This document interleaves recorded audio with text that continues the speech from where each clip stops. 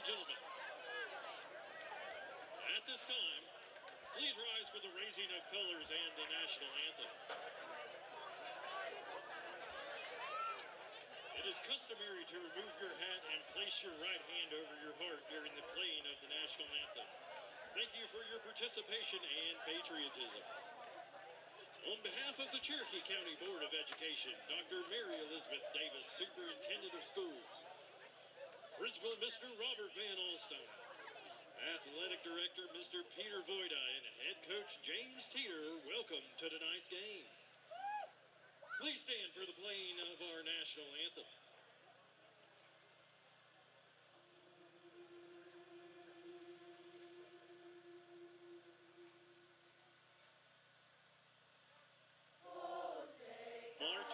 Marching onto the field is the Air Force Junior ROTC Color Guard.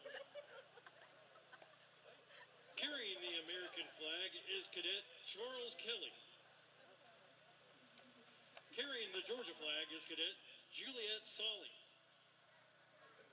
Protecting the flags as rifle bearers are Cadet Brandon Palmer and Cadet Cash Kramer.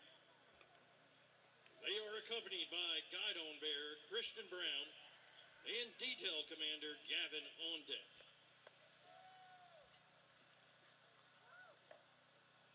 Tonight's national anthem will be sung by members of the Sequoyah Chorus under the direction of Mr. Josh Markham.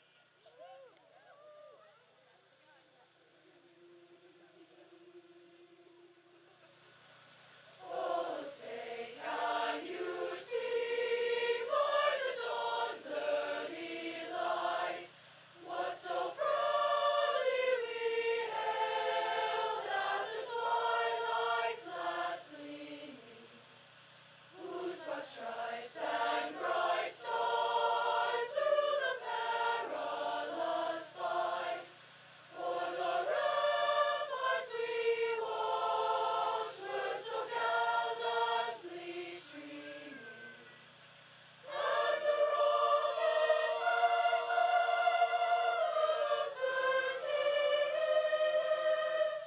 giving proof through the night that our flag was still there.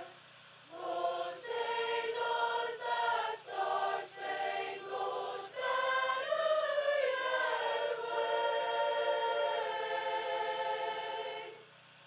o'er the land of the free and the home of the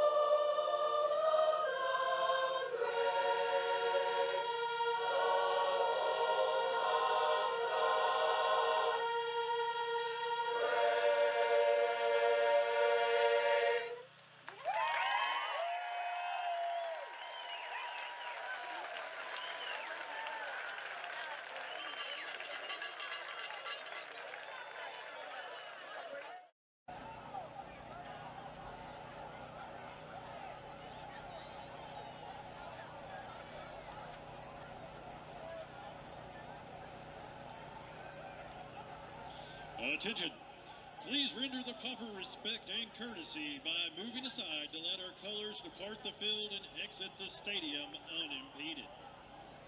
Thank you.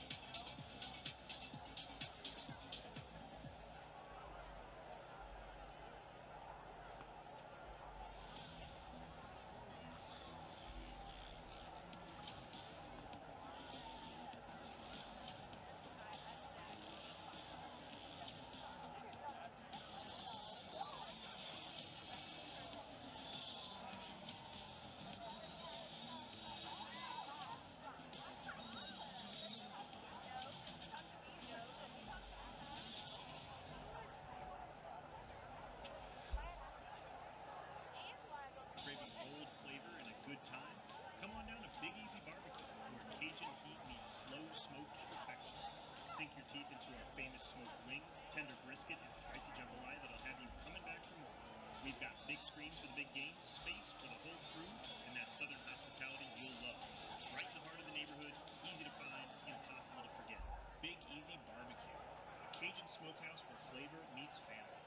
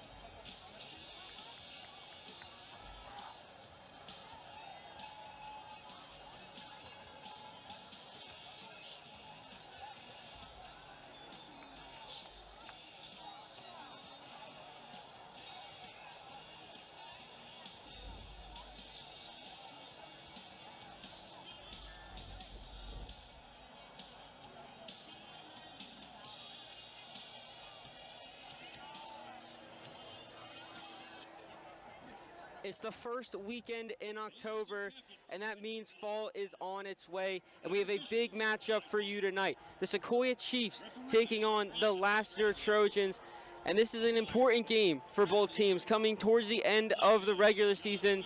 As is the season, one team's going to have to fall eventually. Chiefs are 5-1 coming off of a loss. Lassiter 4-2 coming off of a huge win that's going to boost morale for this night. Chiefs have homecoming tonight, so that could boost their morale as well. But both teams need a win if they want to keep that competitive in region. But before we get to that, I am Jake Gyro, joined by my lovely friend Maddox Stewart on the call tonight. How are you guys all doing tonight? So yes, as Jake was saying, this is a must-win game for both of these teams. And the way they're going to have to do that, it's going to be an offensive shootout. I'm looking for that tonight, Jake. Both of these teams have incredibly explosive offenses, and it should be a fun one to watch for sure. Yeah, the Trojans put up 49 points last week. Close, I think it was their highest so far this season, and that offense is going to need to show up once again, as this Sequoyah defense has had a few really good games this year, 2 shutouts. They have 9 interceptions, 8 sacks, 59 tackles per game. All of this is saying that this Chiefs defense is legit. And if the Trojans want a chance at overcoming this one, they're going to need to figure out how to beat that defense quickly, whether it is by running the ball with their true freshman, Drew McGee, or trying to find their star wide receiver, Collins Pierce, outside on the side. And while we are fully aware of the full extent and capabilities of Sequoyah's defense, you know, last year, like you were naming some weapons, they've also got a really good quarterback in #1 Mitch Seaman out there too. So I'm excited to see how Lassiter handles the pressure of facing a really good team. Yeah, Mitch is the second in passing yards in 5A region right now.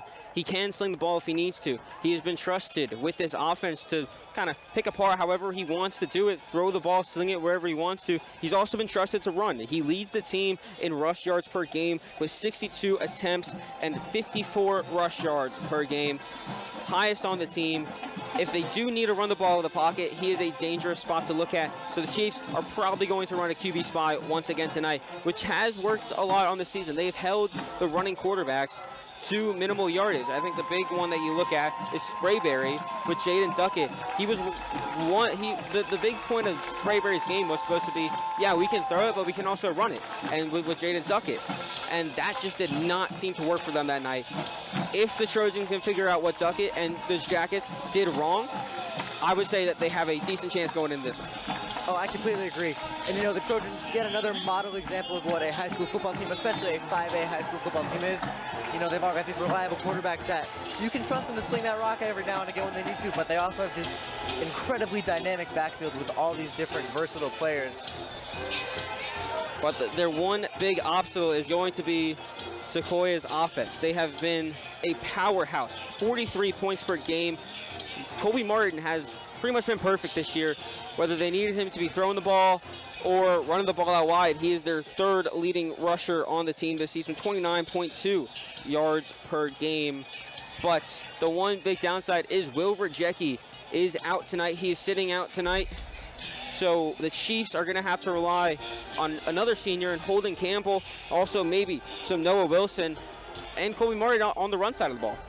Oh, absolutely. And, you know, once again, as with Lassiter Sequoyah, another dynamic backfield. They've got players that'll run all over you in different ways, and they're just a lot of fun to watch. And yeah, as you're saying with Colby, what stands out to me about Colby Martin and how he plays is just his decision making and how fast he'll make those decisions. And it's not something that you too commonly will see in high school quarterbacks. But with Colby Martin, his decision making is almost perfect every time, and the ability to get the ball out quick, sense how he's under pressure, and find an open guy. It's just working great for Sequoyah so far this season. Yeah, and that rush defense, the rush offense is going to be very, very good tonight, as they've had 9 people that have registered a carry in a game. So they have a lot of options they can go to if they can't use Holden or they can't go to Noah Wilson. But we are getting kickoff tonight. The Chiefs to receive first, as this one is booted over towards the end zone. It's just Holden Campbell in the backfield tonight. Usually see him paired up back there with Will. And it results in a touchback. And we'll see this Chiefs offense, who are coming off of a bit of a heartbreaking loss just a few miles down the road against River Ridge. And it was a close one all the way towards the end. The last drive, it came down to the last drive, and it just fell short for the Chiefs. Both sides of the ball for them, their rushing and their passing, were not necessarily amazing. Martin had himself a good game, 13 for 23, did get one interception, and the rushing side also only had a total of 117 yards, which is the fewest in a game this season for the Chiefs. So they're going to want to bounce back. Martin goes to his receivers first. That's Brooks Darling on the near side. And he's tackled out of bounds. But it's enough for a first. So it's good for the Chiefs to move a first down, and they'll start the game off on a positive note. An absolutely disgusting move for Brooks Darling out there on the sideline to fight for that first down. It's always fun to watch him fight for that extra yards. Yeah, and the receivers are going to have a lot more important role in this game. You're going to see a lot of Brooks Darling and Jack Ripley tonight. Far side of your screen, they're the guys to look out for. They're the ones that are going to have to make these big plays in order to make up for what the Chiefs lost. But they'll throw again. Now it's Jack Ripley. He's got a lot of space on the far side, stiff-arming a guy towards the sideline, and he falls for a 15-yard gain, and it's 2 for 2 on completions, and Kobe Martin is moving the Chiefs well. I know it's only been a couple of plays, but I like the way the Chiefs are coming out. They're calling smart plays, get the game going, get that pass game established nice and early, because they know they're going to have to rely on it a little heavier tonight. Yeah, those out routes are perfect for both the receivers they've thrown to. Jack Ripley making his own space when he's needed, as you saw in that stiff arm right there, and Brooks Darling, who has the speed to get by defenders, now lining up on the far hash. Brooks Darling, only receiver on our near side. Looks to be in man formation. Instead, they'll run it. Gets back to the line of scrimmage. That's Joseph Lucente, who, another running back that should get a more involved role tonight.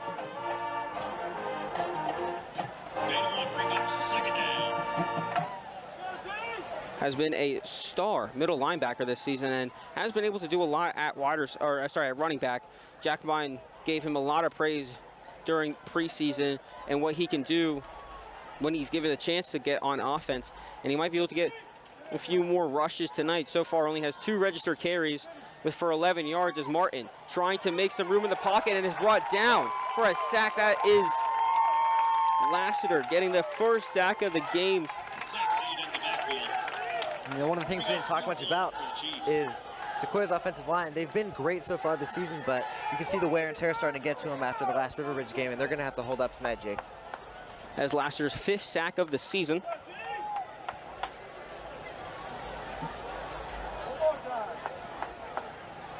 As Joshua Favre got his first one there.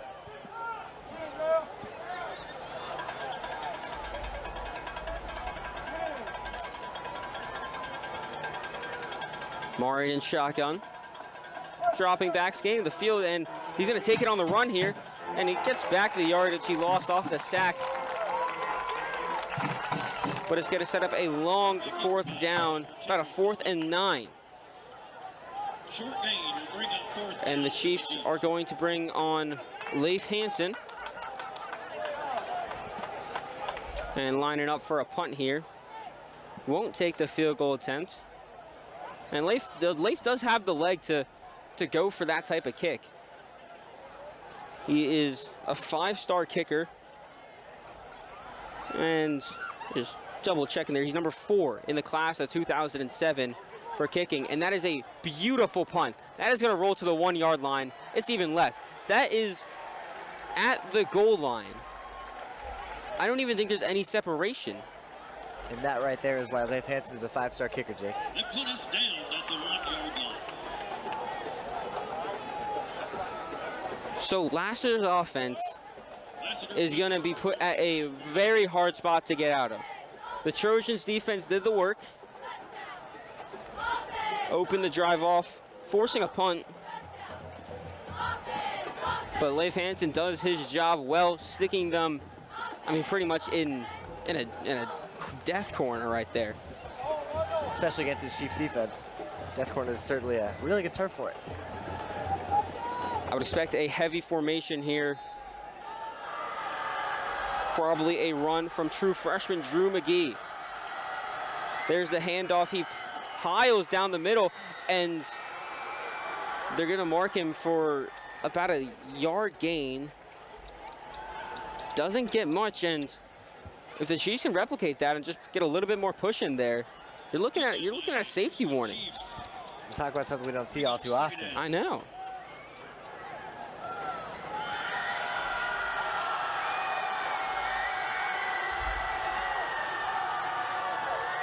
They'll put a stack of receivers on the far side. Seaman dropping, trying to throw. He escapes the pocket, but is caught up as he's leaving by Drew Williams, the team's leading tackler. And he barely gets enough yards to avoid the loss. Got a gain of 1, so it's going to set up 3rd and 8 from the 2-yard line. That's just a beautiful play from Williams there, you know, being able to capably read the quarterback, see where he's going to go. He's stopped for a minimal gain. Again, throwing 3 receivers, calling some motion. Seaman throwing out towards the sideline, and he secure catches that one. Might have accidentally clicked X there. If you know a little bit of Madden. I know some Madden. Mitch Seaman taking a huge shot there for number 28, Drew Williams, getting rid of the ball. He's looking for a flag there, but he did not get one. Yeah, so the punt crew is going to have to come on, and he's not going to have as much space as he normally would. He's lined up at the back of his own end zone.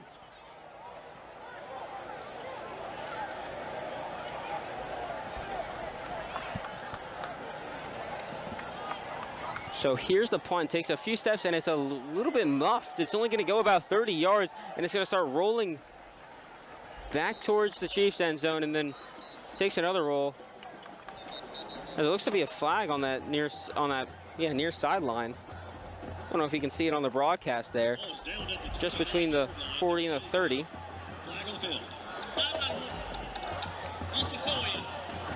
There's going to be a sideline warning on Sequoyah.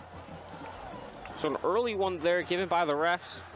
We'll take the ball from the 30. And the Chiefs lost about 2 minutes, but gained about 20 yards from their last position. So it's a good trade for Sequoyah as they'll start their 2nd drive of the night from the 29-yard line.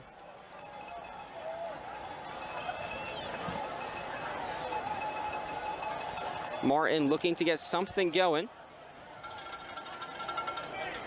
Looking to throw. Deep shot towards the end zone. It's Brooks Darling. Tipped away. It looked to be caught. It was bobbled. Luke Thomas in the end zone, knocking that ball down. And that is great coverage there, especially from a position where he was way behind Darling. And, you know, something we don't often talk about is these defensive backs. There's a lot more weapons they have that we don't often talk about. You know, you can read the receiver's eyes, you can read his hands. And the corner on that one just did a great job of that. I mean, DB is one of the hardest positions to play in football. Absolutely. And he executed that play perfectly and denies Sequoyah an opening score. 6:28 on the clock. Same exact formation. Over to Darling this time. Just a little above his hands. And it's going to set up 3rd down. Trojans looking for a 3 and out.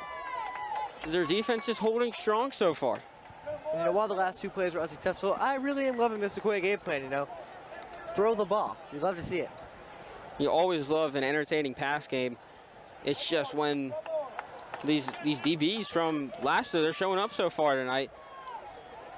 See if Sequoyah can manage to break them, or if we'll see a few more receivers get involved in this game. Maybe Hudson Hamilton, lowest receiver, number 17 on your screen. Martin again scanning, has a lot of time over the middle and tripped up. No pass interference called there. And Lassiter is going to have another 3 and out after Brooks Darling got tripped up, and the field goal unit will come on for Sequoyah.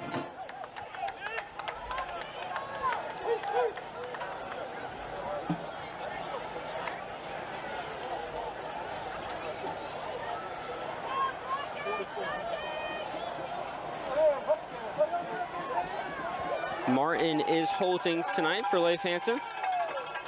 Riley O'Neill, the long snapper. Snap is good. And Hansen's kick is good as well. So Sequoyah take a 3-0 lead as Hansen drove a 45-yarder to get his night going. After that score, the visiting Lassiter Trojans 0. Your Sequoyah Chiefs 3.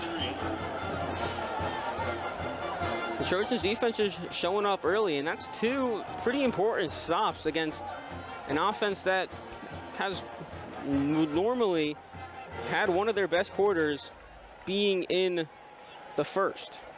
Or actually, sorry, their third best quarter, but when you're still averaging 8.2 points for your first quarter, I mean, that's still pretty impressive scoreline there.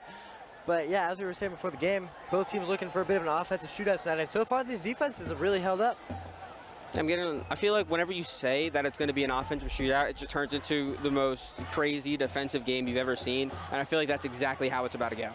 Oh yeah, and so far we've seen that, you know, that PBU was honestly just crazy with how far behind he was, but truly a great play from that DB. Now the Sequoiah's defense has a chance to make an impact on the game. Hansen kicking off for the first time tonight.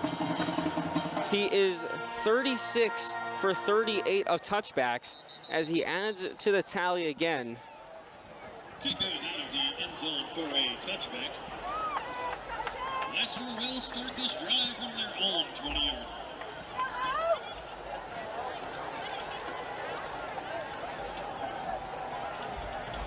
Last drive, Lassiter was pretty much stuck in a horrible position, and they gained about 5 offensive yards. So pretty much they can only go up from here. We'll see what Mitch Seaman can do with just a little bit more space. Has a lot more area to drop back and work out of the pocket and maybe get this passing game going. Keep an eye on Collins Price, number 7. He's going to be their main guy to look for. 37 receptions on the season, and he makes up 50% of Lassiter's reception share, which is just an absurd amount. I mean, 50%. They are looking to him. Every other play is every other passing play is technically a reception for Collins Price. It is just a little bit ridiculous. I mean, when you're averaging 107 yards per game, I mean, no reason not to keep throwing to him. Lassiter try to throw Sequoyah off their game. Seaman rolling out of the pocket, and he is brought down either at the line of scrimmage or behind the line of scrimmage. Wrapped up first by number 28, Drew Williams. There's Drew Williams on the first contact, and I think Asa Goings came in there for the tag team, bringing him down. And it's going to say 3rd and 10. 3rd down. Let's get loud. So no gain on that one.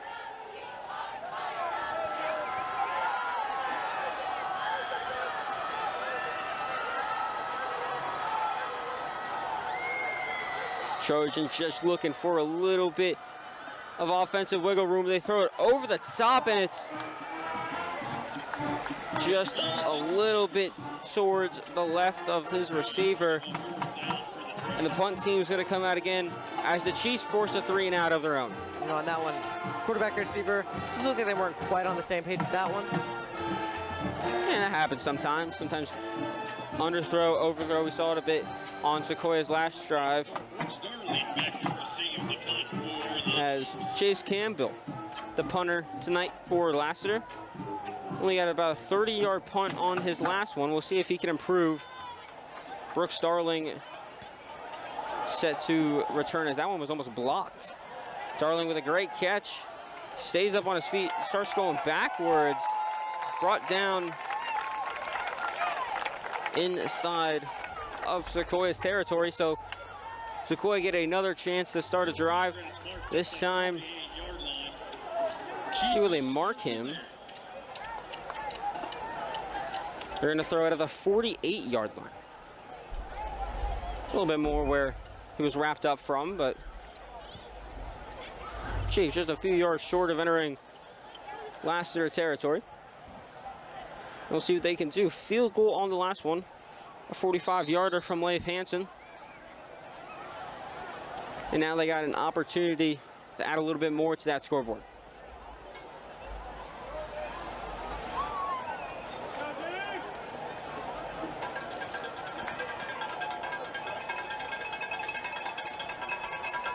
Again, Joseph Lucente still in the backfield, taking most of the snaps so far as a out route to Brooks Starling as he forces his way past the chains. No, sorry, not past the chains. They're going to mark him about 2 yards short. So 2nd and 2 is going to be set up. And the Chiefs, what we expected, heavily relying on this pass game tonight as they're moving the chains a lot.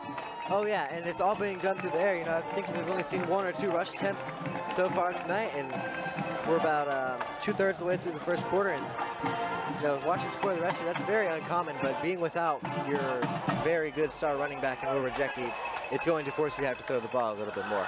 Yeah, and the Chiefs are normally the ones to run the ball all the way down the field. They have about 225 rushing yards per game that make up over half of their total.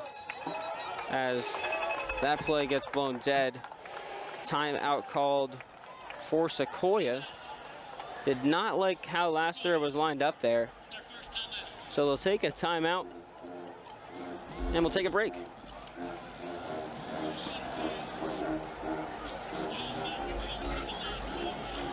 So give it being homecoming night, Chiefs won their homecoming game last year, but lost 2 years ago to Rome, which we do not like to talk about. But speaking of losses, last week's loss, kind of a replication of Sprayberry's, the loss of Sprayberry last year. But after that point for the Chiefs, they played Lassiter on the very next game, and they blew them out 43-6. And then on top of that, they didn't lose another game until the postseason. They finished out the season 5-0, and they went all the way to the Elite Eight.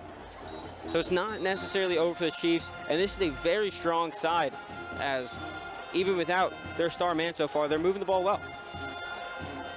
Very well, very well. You know, hitting those quick outs and their receivers short like that, it's just a recipe for success. Chiefs back out on the field.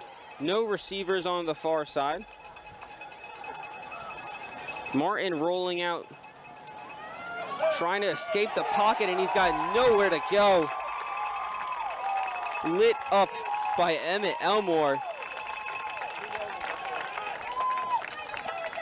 Last year's main linebacker had 2 sacks earlier in the season, one against Creekview and one against Alexander, and has 5 total tackles for loss on the season.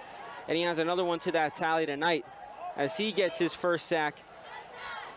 As he pushes the Chiefs back, now sets up about a 3rd and 7.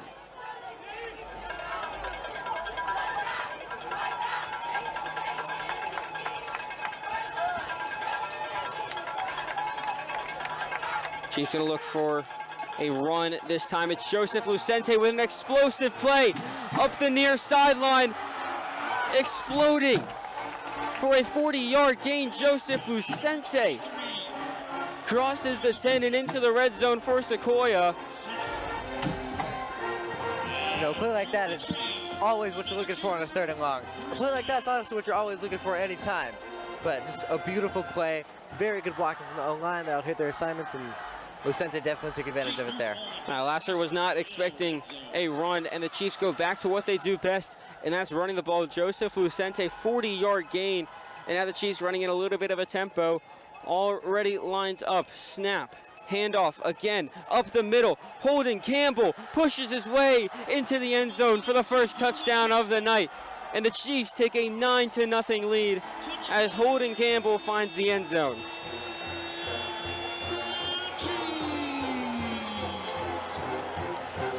His 2nd touchdown of the season, and in a timely manner for the Chiefs. Now with an extra point attempt, looking to go up 10-0 as we're coming to a close in the first quarter. Great drive there from the Chiefs.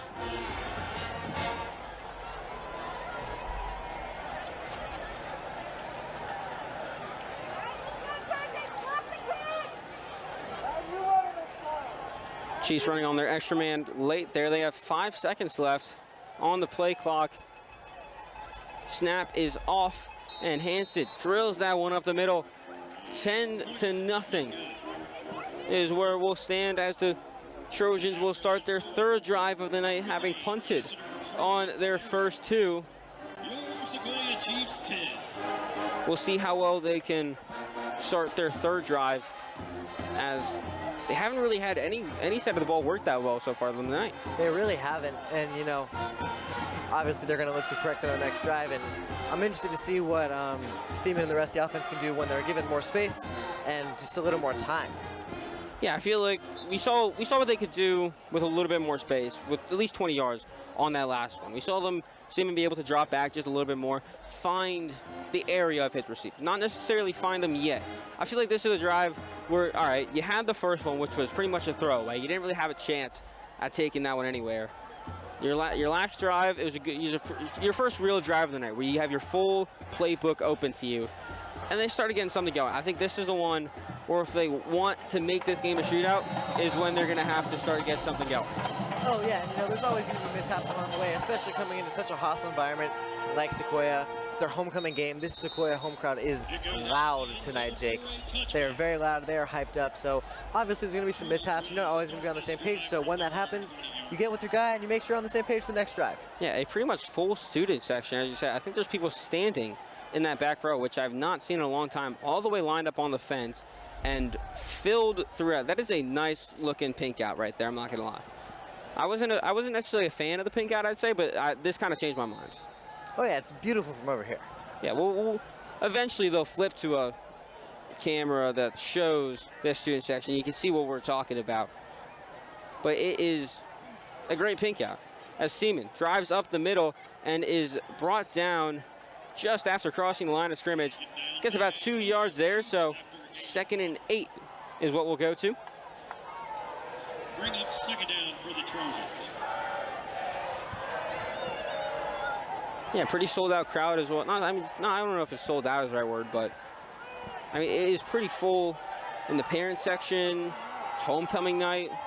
Everyone's here. There's a great crowd out for Sequoyah, as Lassiter trying to be party poopers tonight, if that's the correct term. I can't think of a more correct term, actually. Lassiter in a very wide formation. Screen pass over to Collins Pierce on the left, the far side. Tackle made by number 7, Carson. And it does not go that far. Carson Berry on the tackle. Gets again about 2 yards, so 3rd and 6 is what they'll set it up as. 2:13 left in the quarter. Chief fans, it's 3rd down. Let's get loud.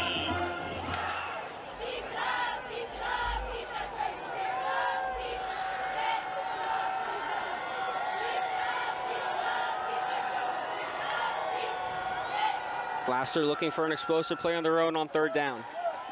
Seaman escaping the pocket. He takes it on his own. Gets past the 1st down marker. Brought down by Matthew Max and Hayden Poole. That will be good enough to move the chains for a Lassiter 1st down. And Lassiter finally finds a 1st down. I think that's their first of the night. I think it might be their first of the night, yeah. Yeah, it comes late in the first, but it's always good to at least get on the board.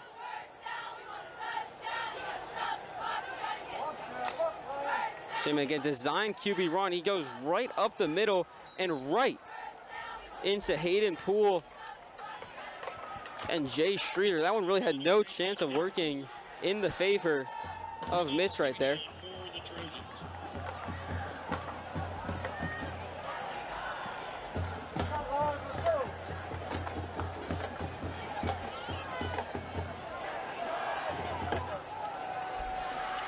Again, pass-heavy formation. Dropping back, Michael Fountain with the pressure, and Michael Fountain with the sack. Just a really good example. That's just a great rep from a defensive end there.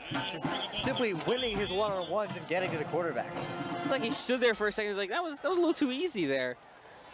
As he brings down Mitch Seaman for his 4th sack of the year. The team leading Michael Fountain does it on 2nd down. 3rd and 15 is the consequence for Lassiter. Collins Pierce on motion. Seaman dump pass into the middle, and that one goes nowhere. Looks Henry like the ball Hansen. may have come out on that one, but I believe the refs will call him down. Great tackle in space made by number 20, Jedediah Marshall. That's going to be the end of the quarter as the Chiefs take a 10-0 lead as we start this one off. And that was a pretty solid quarter from the Chiefs. Besides that opening drive where we were forced to punt, having a field goal and then a touchdown, not much more you can ask for. Forcing 2 punts for Lassiter as their own and kind of holding them now up to a 4th down situation. Oh, yeah, off to a very solid start for the Chiefs tonight for sure. Good evening. Please welcome Jared Bond, representing T-Mobile and the team at our Northeast On your screen right now, if you can't hear the PA announcer, it's T-Mobile wants to congratulate T-Mobile's Sequoyah High School 5G as Friday Night Lights. Sweepstakes winner. As the Chiefs moved on into the next round, they get $5,000, nice little sum of money right there T-Mobile is proud to help out the school. We serve with the best mobile network in America. Friday Night 5G Lights is the latest way T-Mobile is showing its support for small towns. Ladies and gentlemen, let's give a hand for T-Mobile. So the teams will flip the field here, and it does look like Lassiter is going to bring out their punt crew. Chase Campbell back there again. Brooks Starling to receive. He's set up at about the 45-yard line. And a little low snap there. Still gets the punt off. It's a great punt given the snap. It's going to take a roll backwards, forwards, and then backwards again. And it'll be picked up at about the 38-yard line. And we'll see the Chiefs offense for their 4th drive tonight, coming off of a great offensive drive in the rushing department, where Joseph Lucente had a 40-yard run, followed up by Holden Campbell 10-yard run. The Chiefs got on the board, or on the touchdown board for the first time tonight. And you know, from this drive right here, I'm looking for Sequoyah to kind of put that dagger right in their Lassiter's throats a little bit and kind of like really set the tone for how the rest of this game will go. Yeah, I feel like this is more of that drive where you're up 10-0, but if you can put another score up on the board, especially a touchdown, 16-10 is a scary margin to come back from.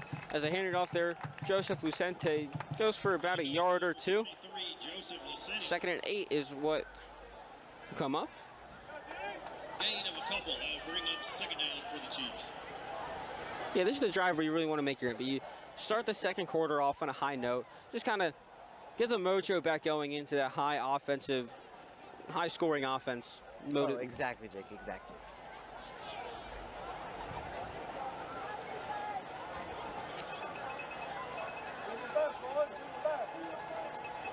Martin shotgun again.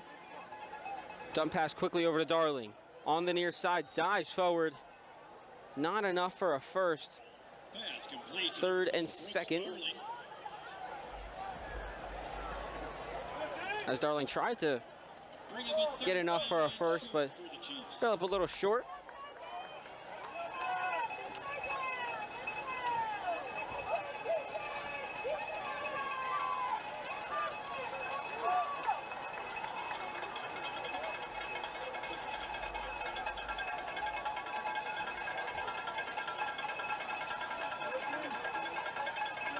Third and 2. Sequoyah trying to get a first.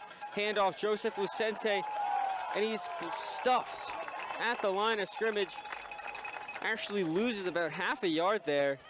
It's going to set up 4th down inside of Sequoiah's territory. 4th down for the Chiefs. As Leif Hansen will come back on for another punt. His first one of the night was perfect. It was as good as he could be. I mean, they literally pinned him down at the goal line. There was no space between the ball and the goal line there. You could not ask for more.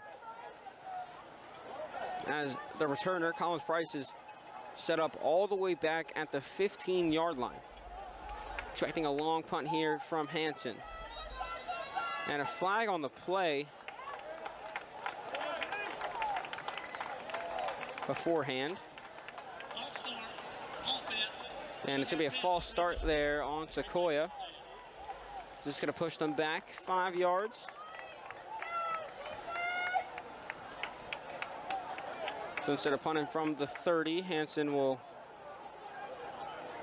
Hansen will go from about the 25.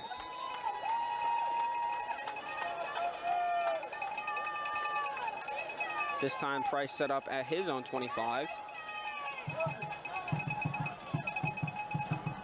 Hansen gets a good hit on it. This one's going to roll for a little bit. Collins Price picks it up, and he gets about a 5-yard gain after the catch. And he'll bring it to the 20, and that's where Lassiter will start their next drive.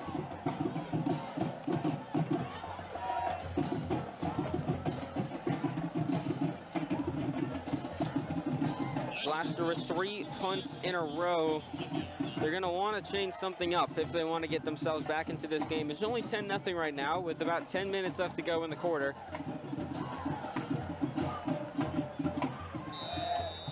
We'll see what offensive scheme they draw up this time. If they'll try to tend more towards the rushing side.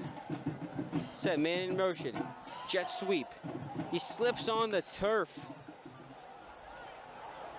Now it's Collins Price again. Pushed down after a short gain. Gets a little slips up there, and Bring up second down for the Trojans. 2nd and 8 is what they'll deal with.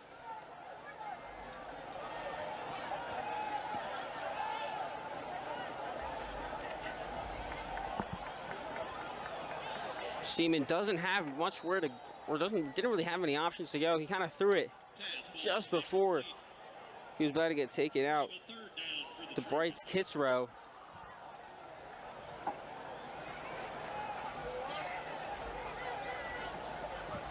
And it's going to set up 3rd and long for the Trojans, trying to avoid a 4th consecutive punt. They'll look back to the sideline real quickly. Make sure they know the play. 17 seconds on the play clock. It's an important 3rd and long. Trying to find a receiver over towards the near side, and that one, oh, there's a flag intended for Collins Price. Flag on the play. We'll see if this is defensive pass interference. There's a number 5, Benji Smith, in the coverage, and he looks a little upset about that one. There might have been a little bit too much contact there, as we'll see from the ref right now. Holding. Defense. 10-yard penalty for the previous play. So no That results in first down. pass interference, but it'll be a holding, no number given. It's a 10-yard penalty, automatic first down. And the Trojans survive a 3rd and long. 1st and 10 now from about the 32-yard line. Collins Price in motion again. Fake the jet sweep. Mitch Seaman tries to run up the middle, but is getting thrown backwards by 5 Chiefs right now. Taken down by a host of Chiefs after a game of 1 or so. And barely gets any gain from it.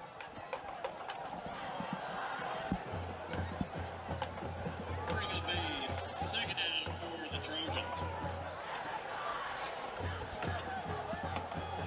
2nd and 8 is what they'll deal with this time. 2 receivers and a tight end. They hand it off to McGee instead. And only gains about half the yardage needed. It's going to be a 3rd and 5 now, and again in a 3rd down position. Bring up 3rd down for the Trojans. Trojans were bailed out by a holding last time. And there are Chief fans. It's 3rd down. Let's get loud. Chiefs are going to try to make sure they don't make the same mistake this time. And again, receiver heavy formation. No one in the backfield for Lassiter. This could be a designed run. Or designed QB run. It's a lot of yards to gain for Mitch Seaman. Screen pass, outside. Not enough for a first. Only gets about 2 yards there, 4th and 3. And Lassiter's gonna have to take a decision. And Mitch looks visibly upset that the punt team is coming out. And it's gonna be 4 punts in a row now. They just keep piling up here for Lassiter. And Lassiter's offense drive after drive. They come out the field and just look a little upset. Oh, here they're going for a QB sneak, maybe. Changing the play last second, and Sequoiah's going to call a timeout instead of letting Lassiter run the play. Great timeout calls there from Coach Teeter. Don't know if that was just to throw Teeter off his game, try to waste a timeout, or if they were actually thinking about going for that. Well, regardless, still a wise call from Teeter there. Get the timeout. But yeah, as we were saying, Lassiter's offense, they've consistently been coming off the field after these unsuccessful drives and just all looked upset, looked frustrated. Things just have not been going their way, and they have not been able to quite click.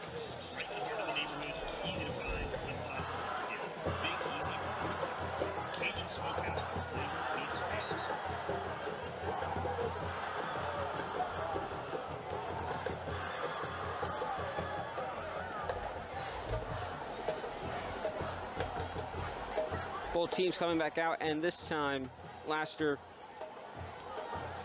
will line up in punt formation. No look to fake it. Campbell thinking about running with it, punts it off at the last second, and Darling, the great fair catch there, had to dive for it, marked down at the 35, and again, we will see this Sequoyah offense come out. They punted last time, 1 touchdown and a field goal on the night. We'll see if they can add to that score.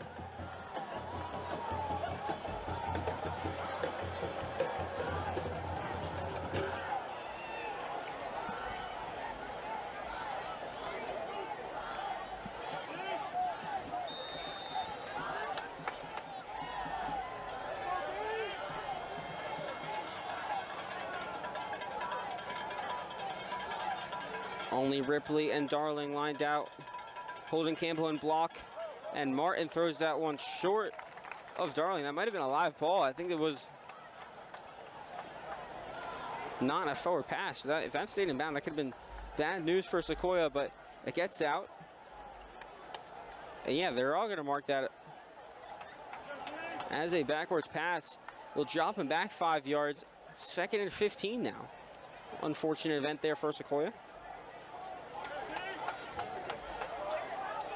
You know, we were mentioning offensive hiccups with Lassiter's offense, and it looks like there might be some with Sequoyah here as well.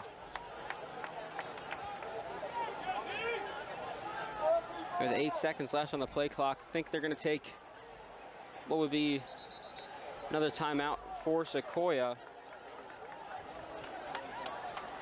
And yes, they'll take their second timeout.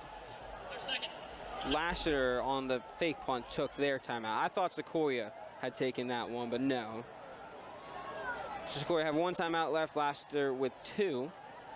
7:02 on the clock with a little bit of time here to do something. 2nd and 15, not in a horrible position, but still a little bit unfortunate with how they got there. A little bit unfortunate, definitely does sum it up.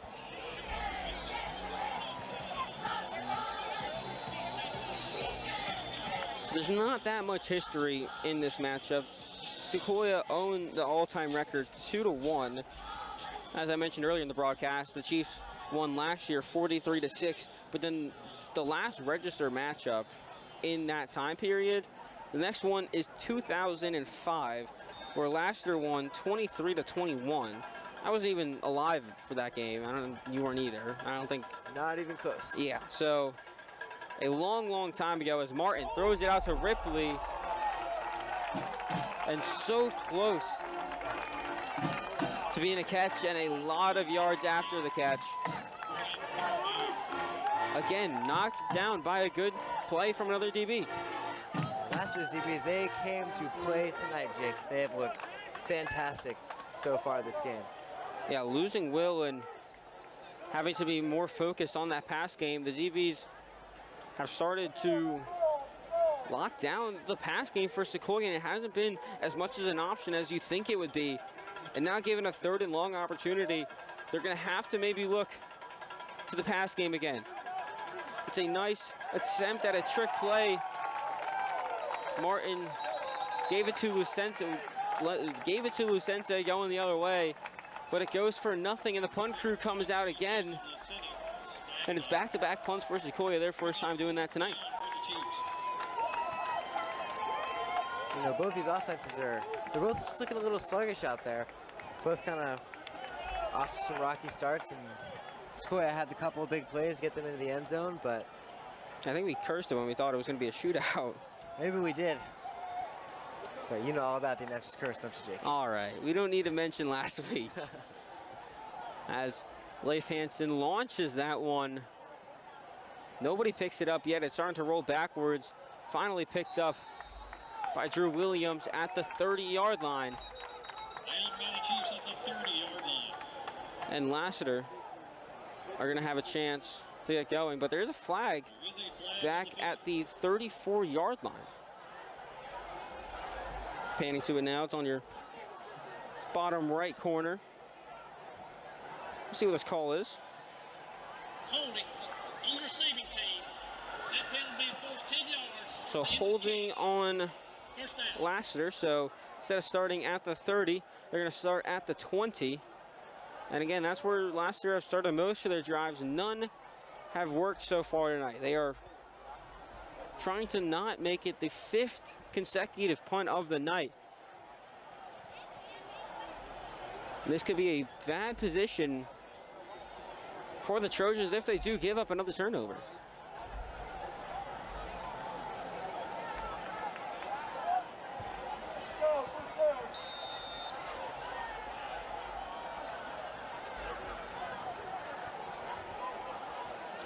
Starting their 5th drive up the middle with Drew McGee.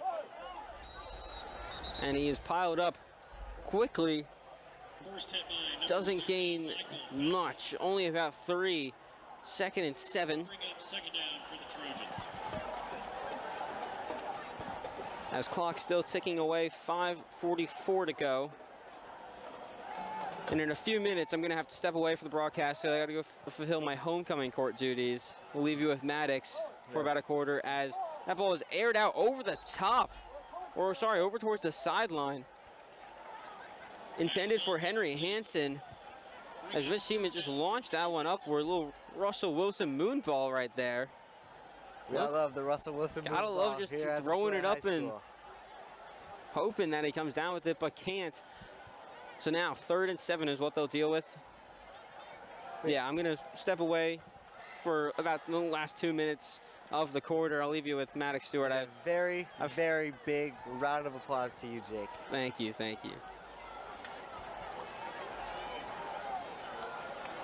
The Trojans trying to keep their drive alive. Seaman scrambling out of the pocket, but not enough for a first as he's brought down.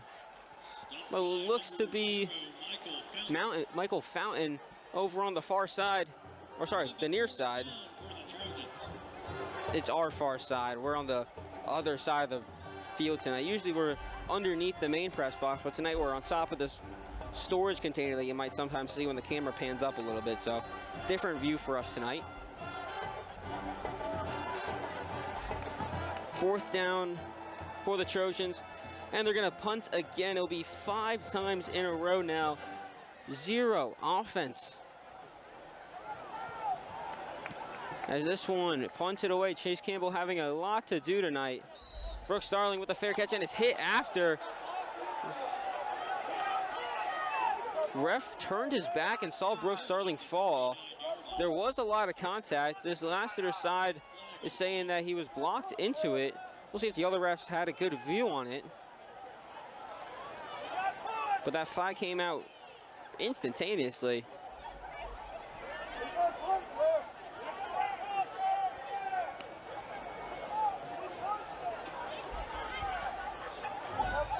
.440 to go, and here comes the call.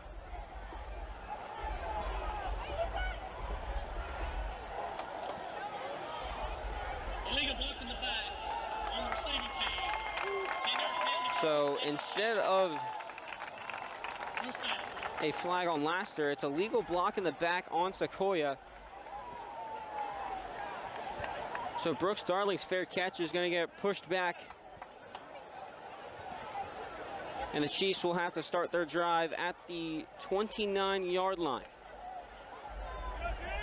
Coming off back-to-back punts, they're going to want to get a little bit of offensive momentum going into halftime. Only 10-0 right now.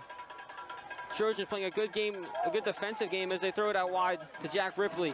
And he is staying up. Bar for bar with the receiver there. Brought down eventually. Number 13, Jack Ripley. Gets about 7 yards on the gain. 6 and 3, or sorry, 2nd and 3.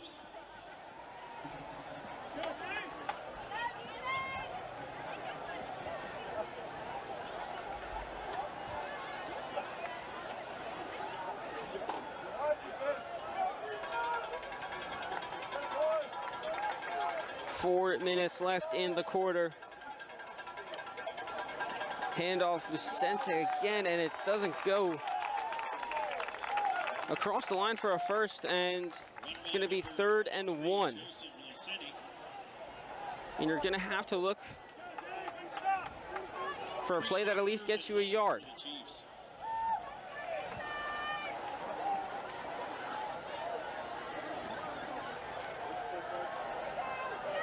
Chiefs in a heavy formation, I formation.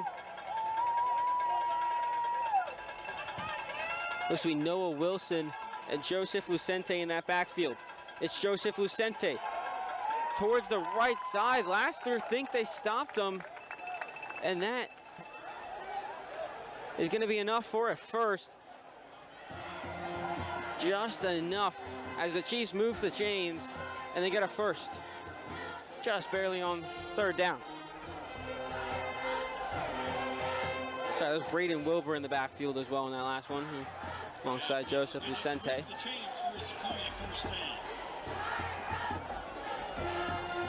So 1st and 10 from the 40 now.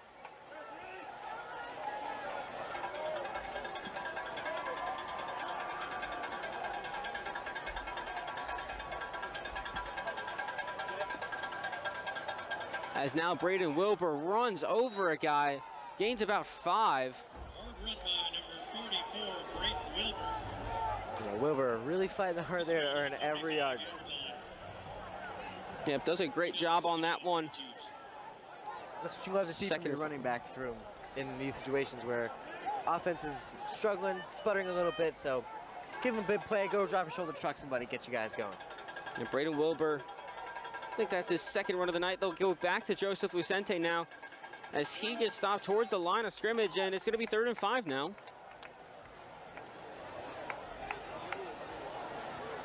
And Maddox, I'm going to have to leave you now, so I will be back for the 3rd quarter. Good luck, Maddox.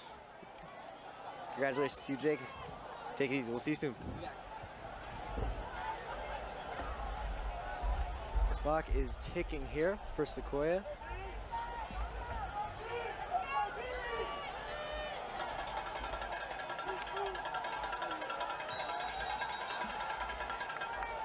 And it looks like Sequoyah will signal for another timeout.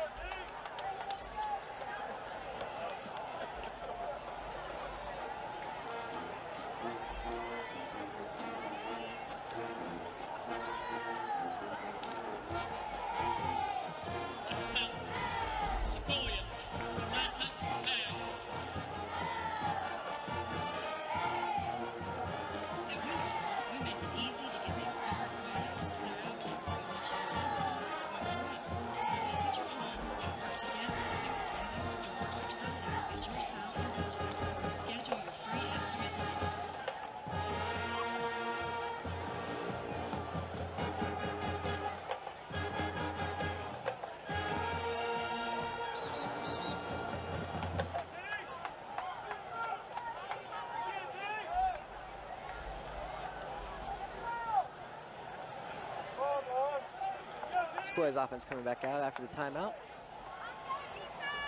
Looks like one man in the backfield. That is Joseph Vicente again. Darling in motion.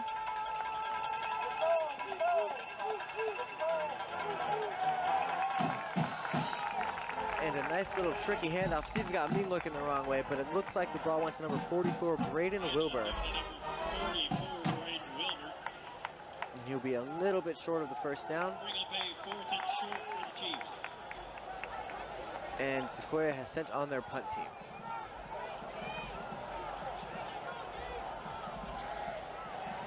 Number 64, long snapper Riley O'Neal.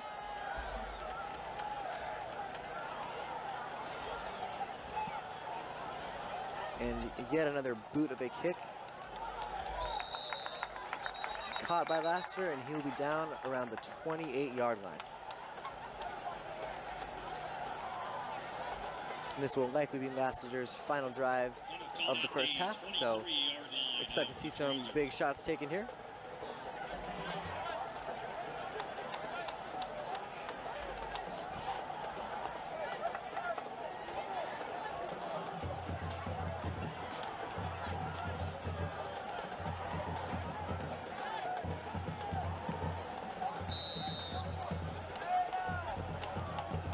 And here comes Lassiter's offense.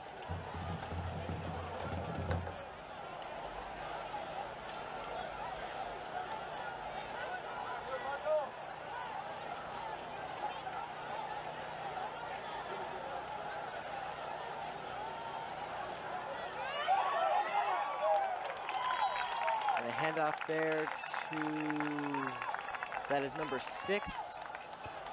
I believe that is Drew McGee, their freshman, brought down by Carson Berry. And that's about a 6-yard pickup for Lassiter. Moving with some speed here.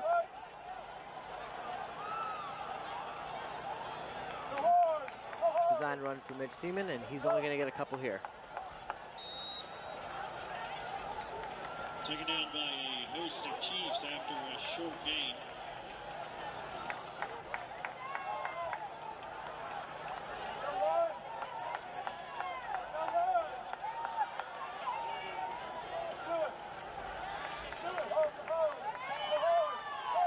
Pitch play. Again, that is Drew McGee. And I believe that's good for about a 5-yard pickup. Timeout taken here by Lassiter. 19 seconds remain in the first half.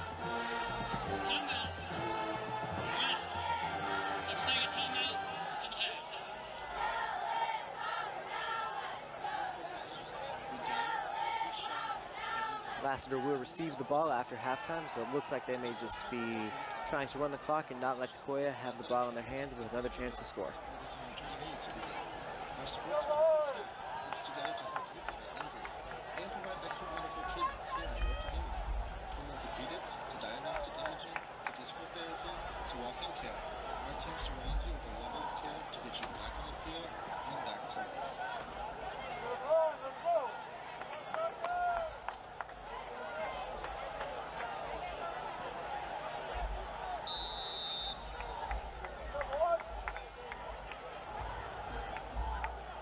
Seaman looking to throw. And Michael Fountain almost got home with the sack, but he's still wrapped up by a sea of Sequoyah defenders and taken down. Taken down by a host of Chiefs. Looks like this will be it for the first half of Sequoyah versus Lassiter. I'm Maddox Stewart. Thank you guys for tuning in to Chiefs TV, and we will be back after the halftime break. Lassiter Trojans 0, your Sequoyah Chiefs 10.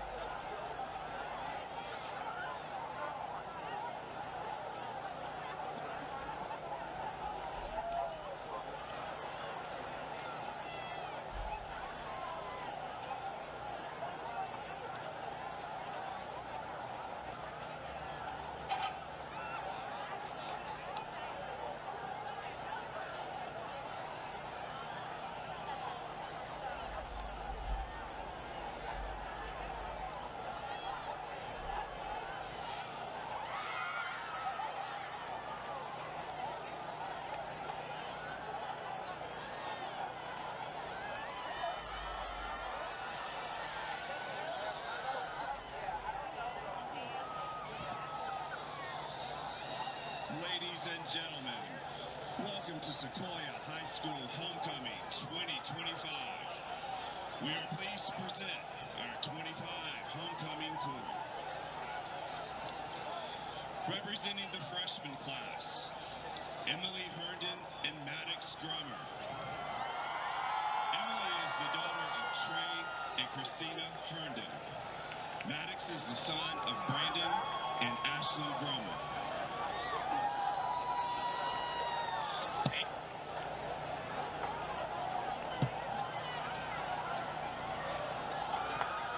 Peyton Wall and Blake McNeil. Peyton is the daughter of Chandler and Elizabeth Wall. Blake is the son of Lisa Montalego and Sean McNeil.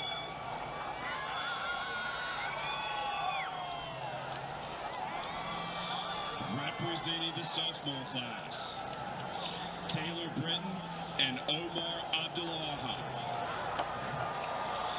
Taylor is the daughter of Gabriel Britton and Morgan and Allison Davis. Omar is the son of Ahmed and Layla Abdullahi.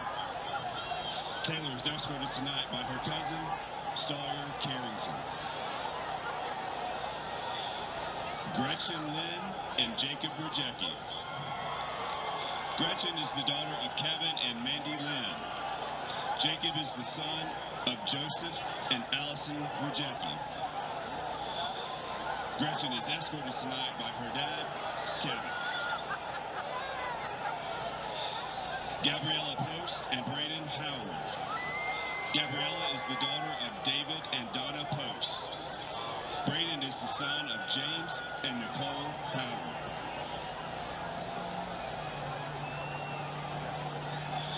Representing the junior class, Samantha Briggs and Lyle York. Samantha is the daughter of Joe and Linda Briggs. Lyle is the son of Ron and Katie York.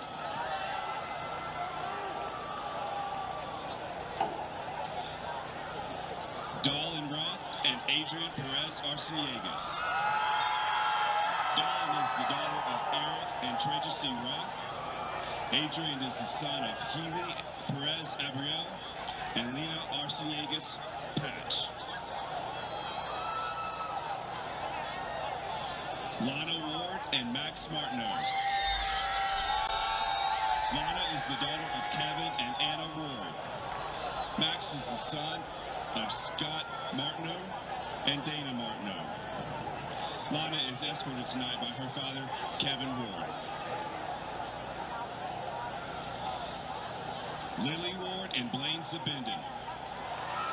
Lily is the daughter of Kevin and Anna Ward. Blaine is the son of Drew and Casey Zabindon.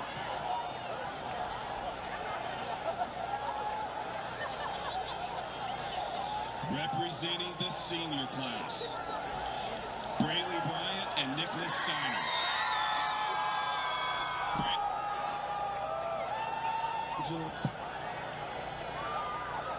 Son of Steve and Donna Steiner. Natalie Buck and Jake Gyro. Natalie is the daughter of Aaron and Kelly Buck. Jake is the son of Greg and Lori Gyro.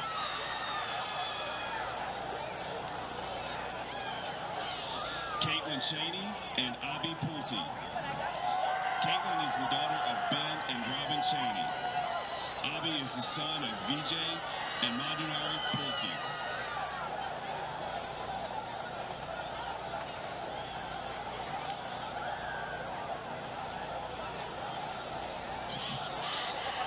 Lane Davidson and Dominic Judson. Lane is the daughter of Brent and Meg Davidson. Dominic is the son of Lyle and Carrie Judson.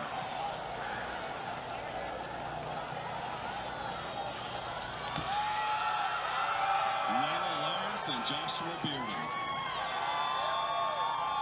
Layla is the daughter of Matthew and Jamie Lawrence. Joshua is the son of Tony and Mary Beth Bearden.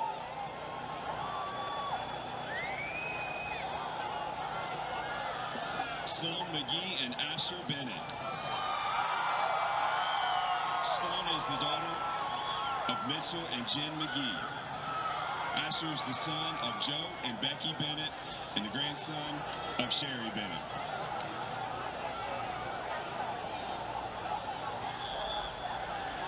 Angelina Miller and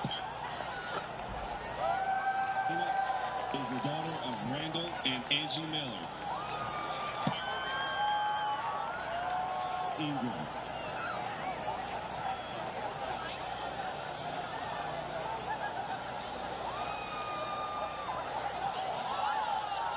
McKinley Parrott and Colby Martin. McKinley is the daughter of Michael and Melanie Parrott. Colby is the son of Kevin and Sherry Martin. McKinley is escorted tonight by her father, Michael Parrott.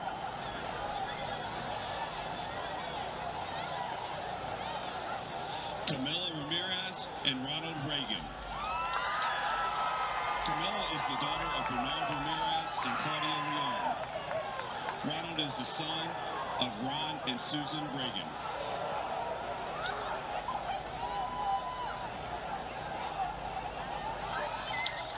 Layla Rowe and Shivan Emra. Layla is the daughter of Shane and Christy Rowe.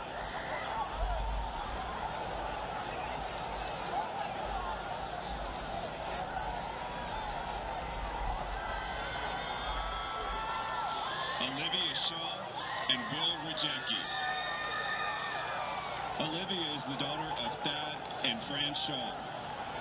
Will is the son of Joseph and Allison Rajecki. Olivia is escorted tonight by her father, Thad Shaw.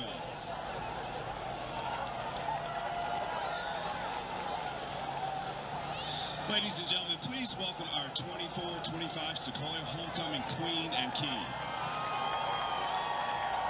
Milani Abdus-Salam and Adam Boyson.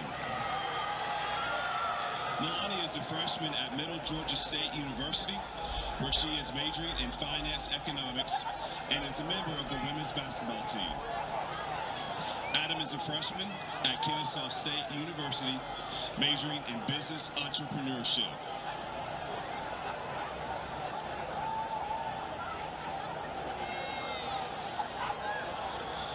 The 2025-26 Homecoming King is Colby Martin.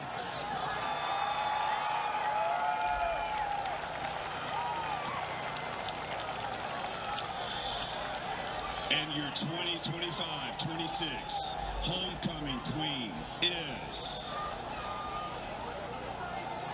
Braylee Bryant.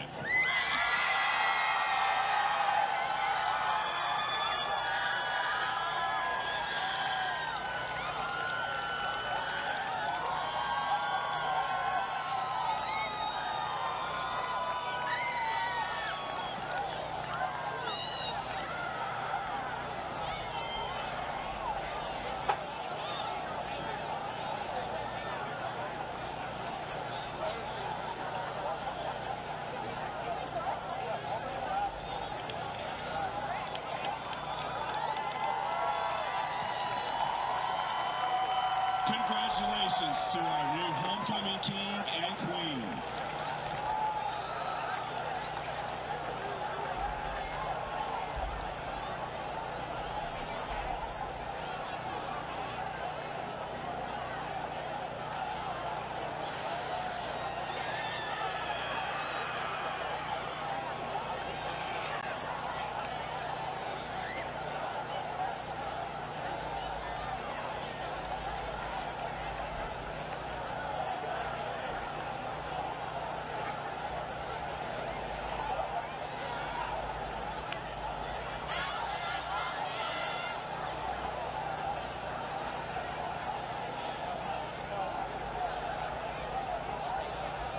Craving bold flavor and a good time? Come on down to Big Easy Barbecue, where Cajun heat meets slow smoked perfection. Sink your teeth into our famous smoked wings, tender brisket, and spicy jambalaya that'll have you coming back for more. We've got big screens for the big games, space for the whole crew, and that southern hospitality you'll love. Right in the heart of the neighborhood, easy to find, impossible to forget. Big Easy Barbecue, a Cajun smokehouse where flavor meets family.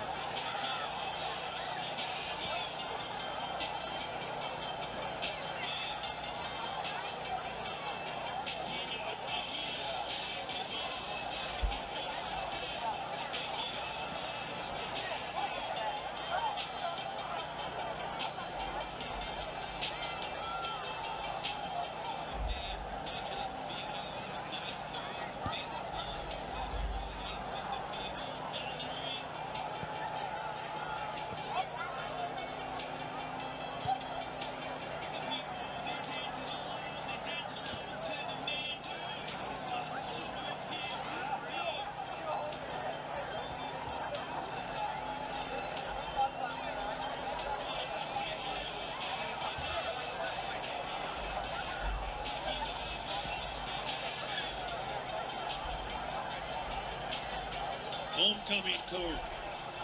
Please clear the track. Please clear the field and track.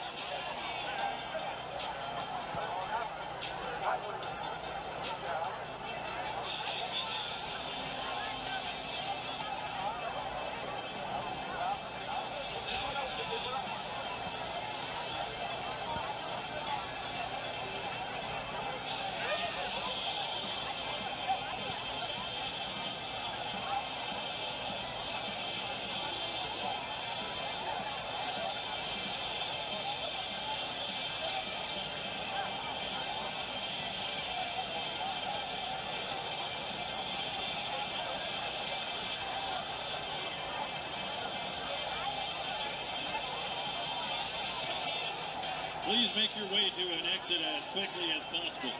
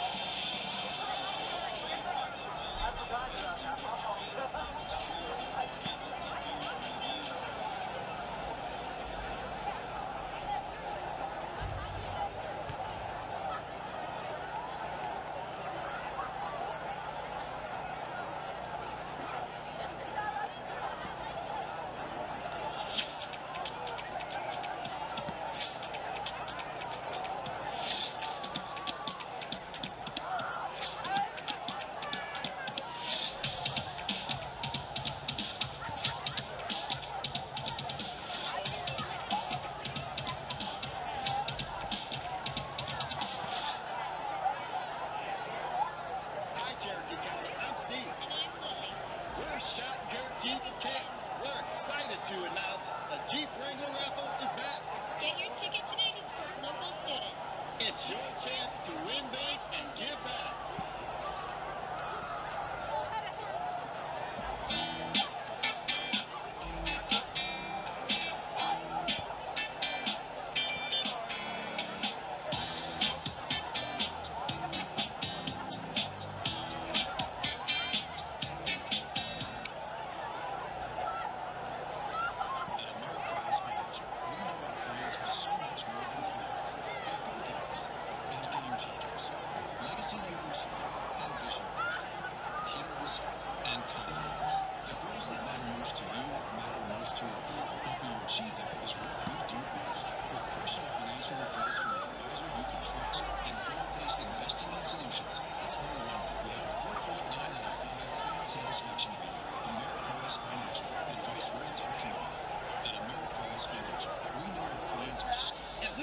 We make it easy to get the exterior product, style, and performance you need at the price point you want.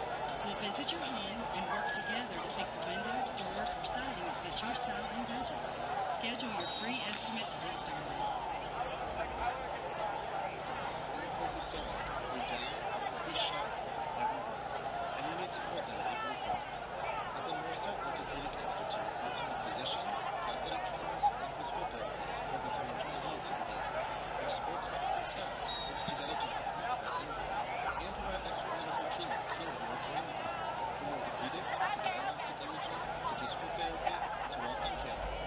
Surrounds you with a level of care to fit your athletic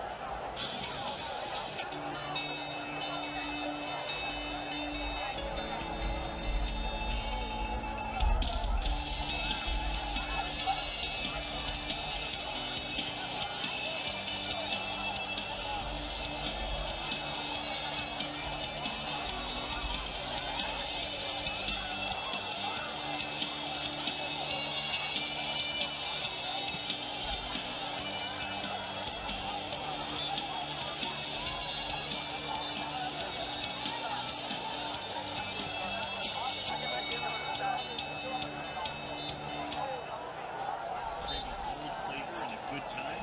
Come on down to Big Easy Barbecue, where Cajun heat meets slow smoked perfection. Sink your teeth into our famous smoked wings, tender brisket, and spicy jambalaya that'll have you coming back for more. We've got big screens for the big games, space for the whole crew, and that southern hospitality you'll love. Right in the heart of the neighborhood, easy to find, impossible to forget. Big Easy Barbecue, a Cajun smokehouse where flavor meets family. Stay connected. Use hashtag SequoyahFNL and share your favorite moments from tonight's game.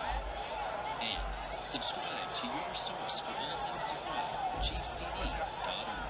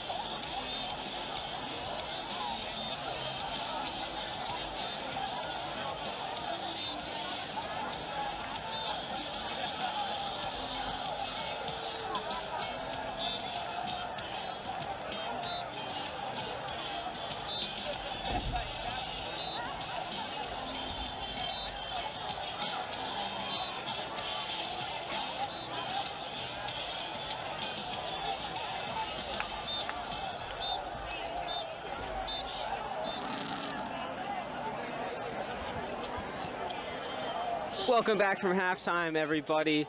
10-0 as we start the second half. And did we see anything in those last 2 minutes there while I was going on other duties there? Just a little bit of some more offensive stuttering from both Lassiter and Sequoyah, and ended up Lassiter just seeming to run the quarter out and take the halftime knowing they received. But what we did see at halftime was a very sharp-dressed man on the field for homecoming court, and Jake Gyro right here beside me. We miss you. We're glad to have you back. Yeah, this is going to be a very important quarter for both teams. I mean, 10-0, this is pretty much anyone's game. This is only a two-possession game, and given the fact that both defensives has pretty much played lights out, it's going to be a matter of which offense decides to really wake up first. If Lassiter's offense can just get going in the slightest bit and even just get themselves in field goal range on these next 4 drives and just keep the Chiefs on where they've been, Lassiter has a good shot to win this, but they're going to need to get that pass game moving, as the run game just has not seemed to work in any direction so far. I'm going to expect a lot from Collins Price coming in to this third quarter. He's going to need to show up and show why he contributes to 50% of the reception share. And it's been quiet so far this game, but Lassiter's offense as a whole kind of has been. Yeah, I mean, with 5 punts in a row, Unless there was one to, was there one to close out that quarter? No, they just like ran the clock. Okay. Took it to half. So yeah, 5 punts in a row then from them. I think there was maybe like 3 first downs. One of them was due to a holding. So this offense has not been what that 49-7 win looked like last week. They're going to need a lot more. They start the quarter with the ball, and we'll see if Mitch Seaman can lead to any points getting put up on the board as Hansen drills another touchback out. And they'll start at the 20 where they have started most of their drives tonight. Trojans will start this drive from their own 20-yard line. And I think someone that we haven't talked about, or that something that we haven't talked that much about tonight, is this Sequoyah defense. I mean, forcing, I think, 3 3-and-outs and then 2 other punts. That is a very impressive stat line. They're so far having a very good night. And Michael Fountain has a sack of his own. I think Drew Williams has one, or it might have been a tackle for loss, or just a stop at the line of scrimmage, as that's exactly what is happening right now. Nothing. 2nd and 10. As Michael Fountain was the first one on that.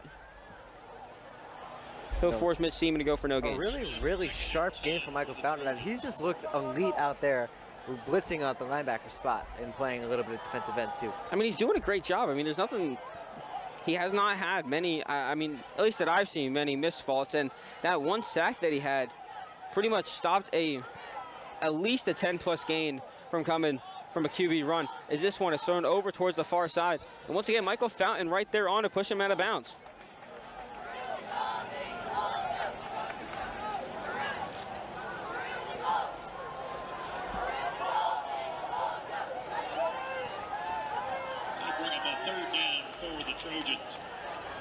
So 3rd and short now. They're looking to change the narrative so far tonight. Needed a very, very good halftime talk. We'll see if it results in anything. Drew McGee up the right side of the field. And it is enough to move the chains, and Lassiter has a first down. Drew was on the tackle, but not enough yards stopped there.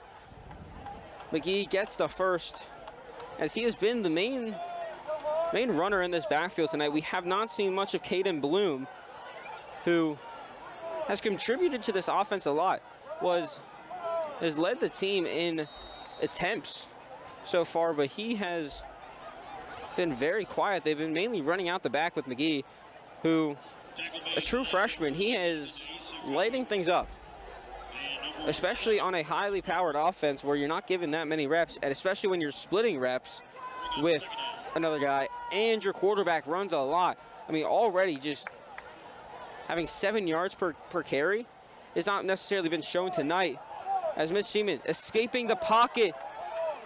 He gets dragged down as he is falling, and it's Hayden Poole on the tackle.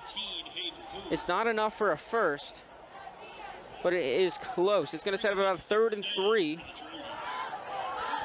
You know, as you were saying, we were talking a little bit before the game even about this dynamic backfield that Lassiter has to offer, and so far, they just haven't been able to get the job done. But Mitch Seaman back there really hasn't any time to have plays develop in the pocket.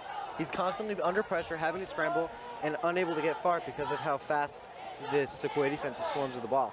He slings this one upwards, and it's almost picked off.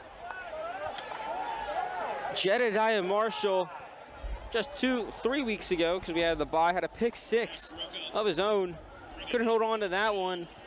But ever since that pick 6, he's walked his way into this starting rotation, and he's been one of the more solid corners for Sequoyah. And what was, so at the start of the season, it looked like a lot of people were saying that the defense was going to be not as good as it has been. There wasn't much depth, but Sequoyah has flipped that story around. And their defense has done such a great job this season. As now looking for their 6th consecutive punt of the night. Chase Campbell launches this one out. Fair caught by Darling, and there's a flag. I don't see exactly what happened, but Benji Smith lost his helmet. Start this drive from their Darling caught the ball at the 34.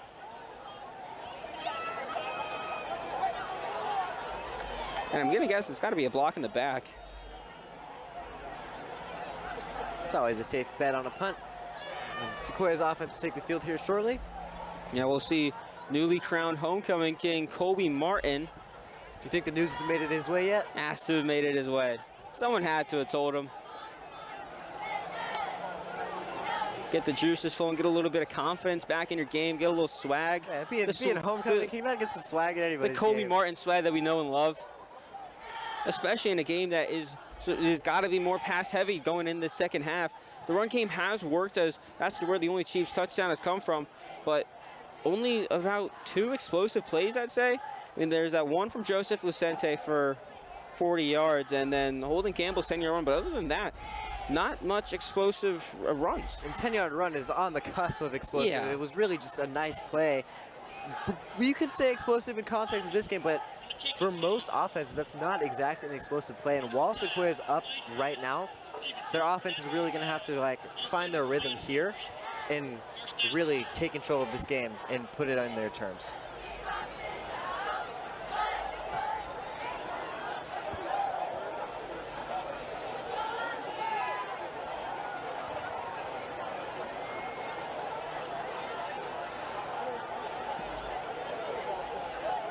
So waiting for the refs to move the ball here.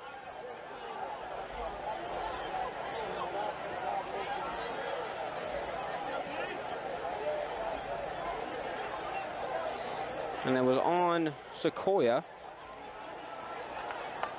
So it's going to get pushed back 10 yards. And even though Benji did lose his helmet, he's probably the one that committed the flag. Oh, now they're going the other way. Never mind.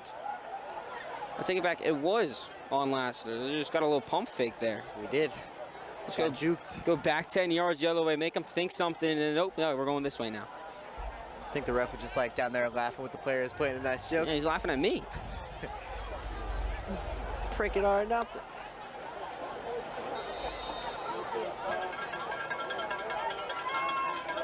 Martin in his favorite shotgun.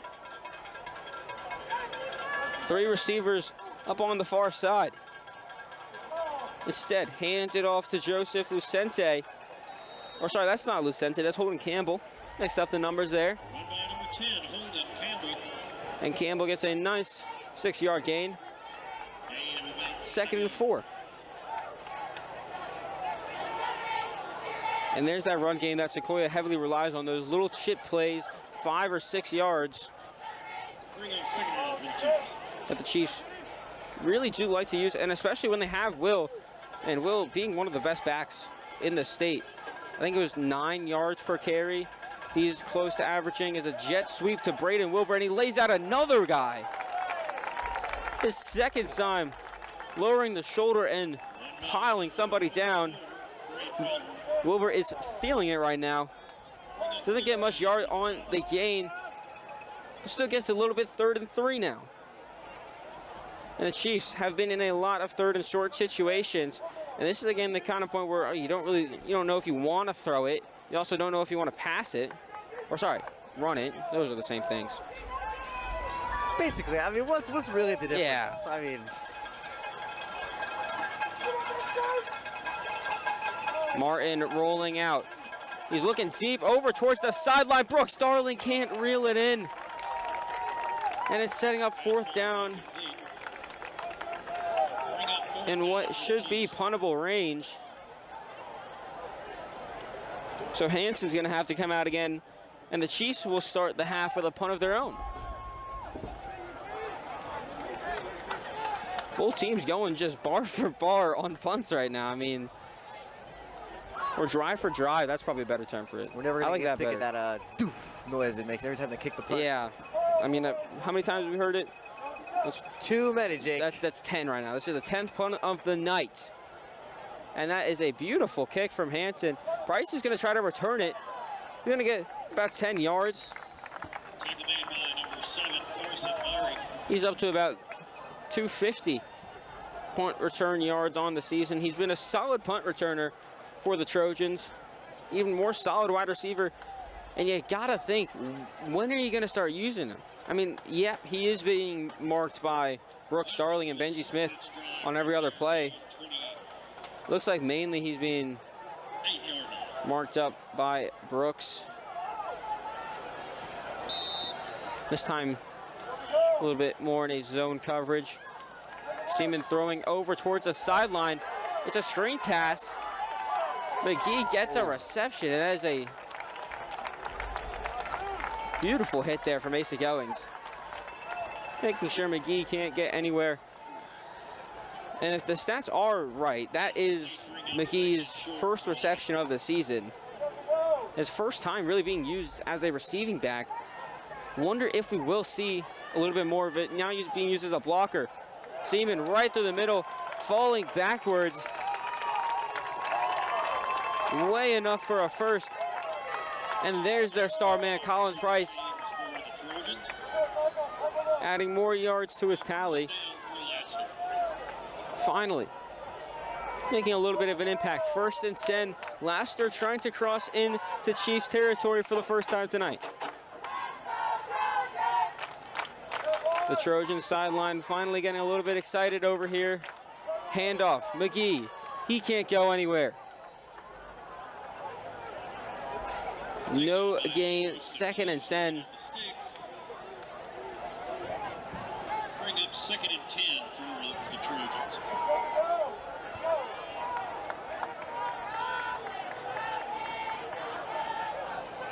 Jet sweep, Collins Price looking for a trick play, back over to Mitch Seaman. He can't get it. Benji Smith making the impact there on Mitch Seaman. Pass falls incomplete. Drops down to the floor, incomplete pass, 3rd and 10 now. The Chiefs trying to make a stand, making sure Lassiter can't get onto their side of the field.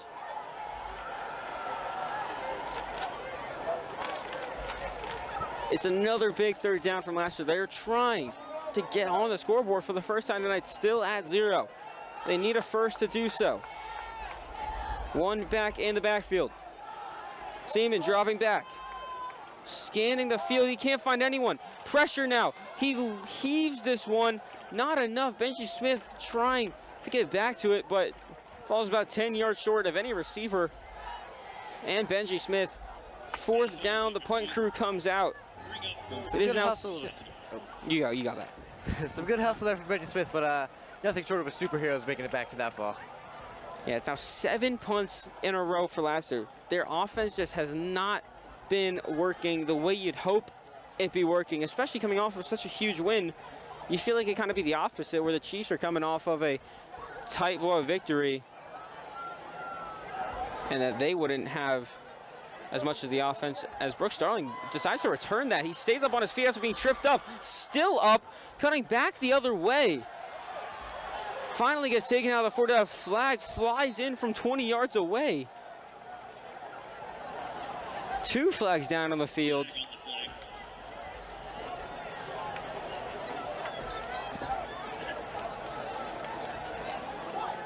Brooks Darling did a great job escaping the pressure there. About tripped up about 3 times and did a great job just avoiding his eventual doom of getting tackled.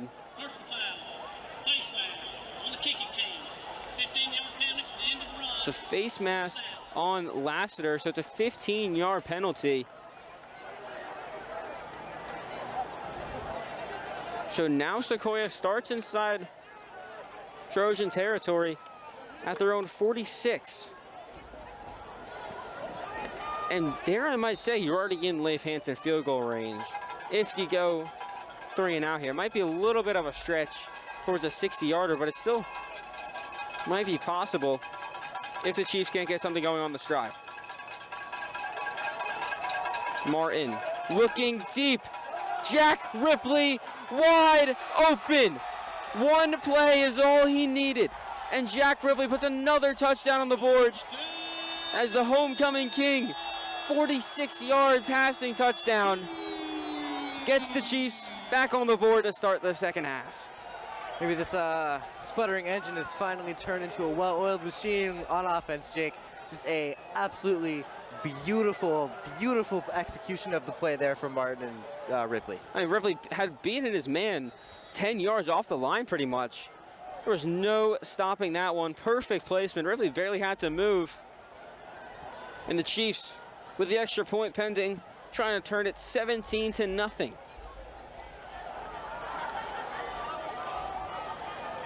As Leif Hansen goes again. Close to being some pressure on the Lassiter side, but can't get a hand to it. Kick is good, 17-0. After that's good. The visiting Lassiter Trojans 0. Your hometown Sequoyah Chiefs 17. Now down by 3 possessions. This is kind of crunch time here for Lassiter. They're gonna need to get something going. And they might have just found it on that last drive. Starts to get that passing game going. They had a few plays that could have worked, but were just a little bit underthrough, especially that one trick play they tried to run. If they could just get those fine-tuned and a little bit more accurate, Lassiter has a chance to get themselves back up onto the board, but they're going to need some execution before that. And this Chiefs defense does not look like it's going to stop anytime soon. Looking to make it 8 punts in a row. No turnovers on the night for the Chiefs. No interceptions or fumble recoveries. There might have been one that fell to the floor that was recovered early on in the first, as that one is knocked out for a touchback. Leif Hansen has only had touchbacks so far tonight. He's having himself a perfect night. Had a 45-yarder early on in the first. Not much more you can ask for from him. And now we'll see the Trojans offense. Their 8th drive. Last time they were just 4 yards short of making it into Chiefs territory. Looking to flip the script this time. Seaman fakes the pitch and is instantly brought down.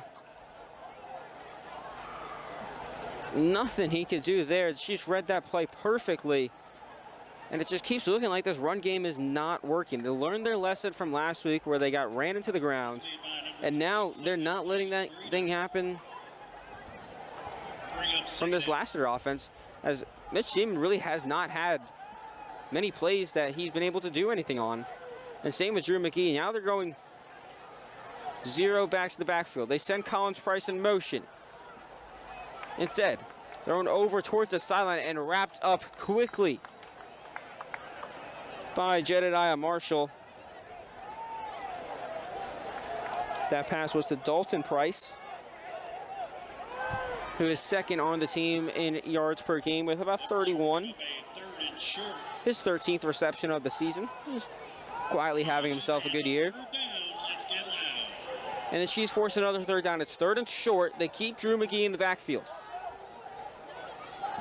They hand it off to him. McGee up the middle, and they mark him enough for a first. So Lassiter gets something going on this drive. 1st and 10 from about 32-yard line.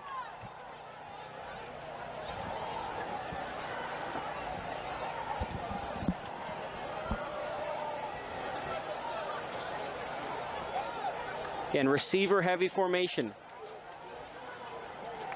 Looking to throw, has a lot of time in the pocket, is finally collapsing. Normile on the chase, it's thrown over, what a catch!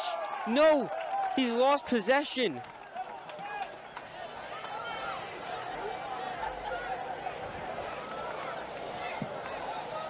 Henry Hansen, so close to holding on to that one, but it came down. He could not survive the ground. 2nd and 10, so close there to making what was a really bad play into a good one. Again, same type of formation. Seaman throwing out to the side. It's McGee again throwing down a defender, but he can't escape Drew Williams. Pretty much nobody can, as Williams brings McGee down with him. The team leader in tackler, Drew Williams, having himself a great game as well. They make sure that one goes for no yardage. 3rd and 10 again. The third quarter coming to a close. Lassiter still with nothing on the board to show for it. He throws again. A fade route over, and Collins Price might have had that. No. Asa Goings and Jedediah Marshall force Price out of bounds before he can make contact with it. And here comes the punt team once again. It is now 8 punts in a row. A ridiculous number. As the Trojans' offense is just not clicking tonight. And here we are with another punt. As that one is just a little bit short of the last few, it's going to take a Sequoyah bounce, stop exactly at the 40, and that's where we'll see this offense again. Only took one play for them to score last time. 46-yard pass to Jack Ripley. 17-0 as they'll take the field from their 39. You know, one thing I will say about Lassiter tonight is while their offense hasn't looked great, their punter's been on fire. It's been very good punts. I mean, this has got to be like, this has to be the most punts he's had in a game. I would think so. You're still in the third. You have 3 minutes left to go in the third, and you have punted the ball 8 times. I feel like that's got to be like, yeah, I feel like I've punted a lot more than I usually do, as Holden Campbell couldn't reel that one in. Colby Martin looking a little frustrated, and you know that's one he's going to want back. Yeah, just looking for that connection again. Just needs those quick check down plays to just get back in the rhythm. Sometimes those 1 to 2 yard gains that don't really look like much, they are a lot in that quarterback perspective, especially when you need a little bit of more chemistry with your receivers. So they do this time. Martin hands it off to Campbell on the near side. Doesn't go for much, gets only a gain of about 4. 3rd and 7 now, and the Chiefs are facing an impending 3 and out.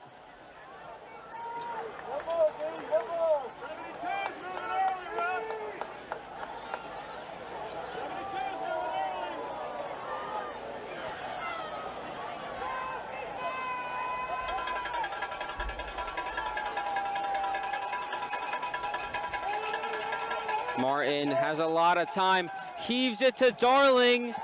He's got it. Darling, nobody in front of him. And it's another 50-yard touchdown pass from Colby Martin. He looked to be struggling, but no, Brooks Darling finds the end zone. And it's another heave of a pass from the homecoming king, Martin. That one might be the dagger tonight, Jake. Their defense can continue to do what they've been doing best, and that is stop the offense. Then that one might be the finishing touch. Yeah, and it's great to see this offense finally come alive. Those last 2 touchdown plays, electric, especially getting that band and student section back up on their feet.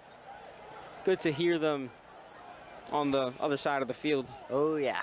As a flag, the Chiefs look to try to go for the 2-point conversion, but they'll be stopped by a flag. See what the call is.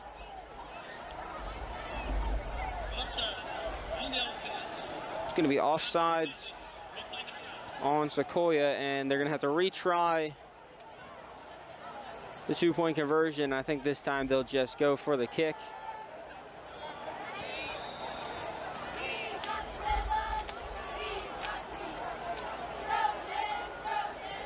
Martin again holding for Hanson. And that kick is drilled. 24-0 we go to. 2 minutes left in the third.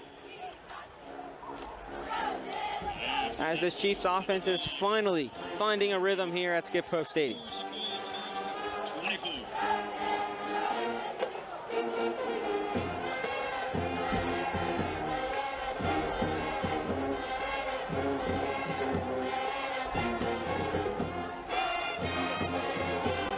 Band coming alive here. Should be able to hear that on the broadcast. I can hear it clear as day from over here. Me too, and it's really, really nice to hear. It almost makes me wish we were over there tonight. I like being on this other side. It's a lot. If I feel like I got a lot more space to work with, and not a lot of like being in that. If you've ever been to Skip Pope and seen the broadcast setup, it's really confined space. You have so many people walking between the paths, and it just gets a little bit crowded sometimes. Sometimes It's you a just very finite view of the field as yeah, well. and we're a lot higher up on the field here. I feel like I got a much better view. It just feels a lot more calm. The only thing I don't like being in enemy territory. I would much rather be in that or near that student section. But you can't get everything you wish for sometimes. No, but this is still a pretty good deal. Yeah, I like it. I don't like how it's becoming kind of a frigid night up here, Jake. It is. The temperature is dropping pretty quickly. We're down to 63 degrees, which well, that's not cold. That's just for Georgia, that's cold. I mean, you should be cold. I shouldn't be that cold yet. You know, Dad's from Green Bay, Mom's New York. I shouldn't be cold, but here we are. Yeah, your genes have changed into the Georgia gene. I'm getting there. As a New Yorker, it's starting to slowly taking its effect. Yeah. Oh yeah. I like the cold though. I'd much rather it be cold than hot. Like I feel like if it was like 80 right now, I'd be overwhelmed. I'd be dying. I know. I'm in a suit right now. Yeah. Sleepy as always. I'd be dying. Mitch Seaman trying to throw back over to McGee, and again going nowhere. It was an important play. 3rd down. And a tackle for loss is going to set up 3rd and about 5.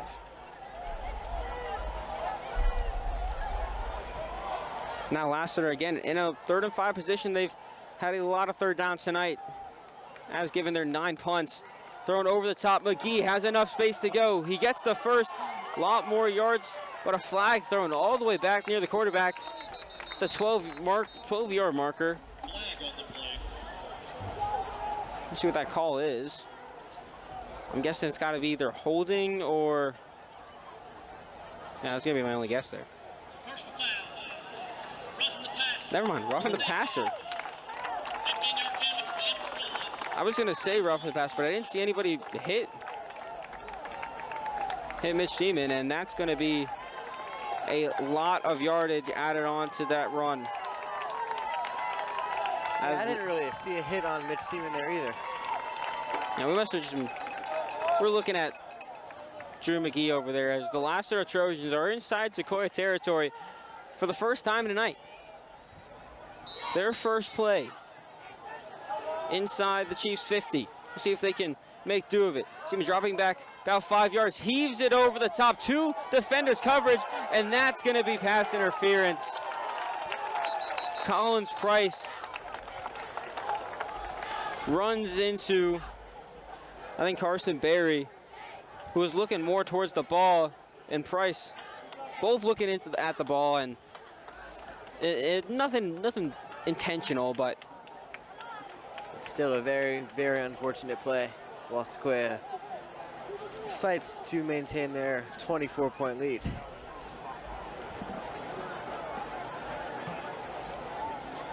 And here's the official wording. Oh, there's 2. Oh, it's both on the defense. On the defense, that penalty be declined. Got a personal foul. Roughing the passer on the defense. That penalty be enforced. So the decline the pass interference, as in high school, it is not where the pass interference occurs. I think it's just a 15 or 10-yard penalty.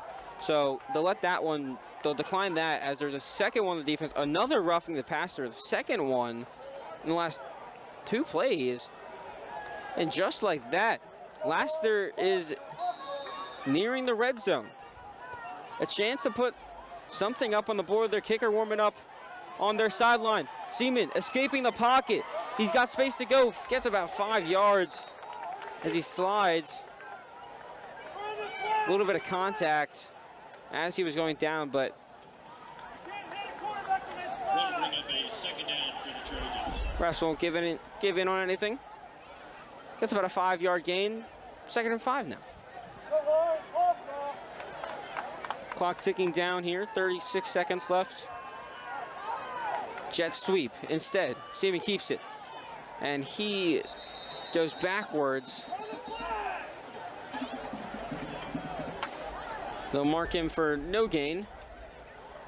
Now 3rd and 5. Looked like to be an option play that time, and yeah, it chose the wrong one. Sometimes it happens. Simple as that.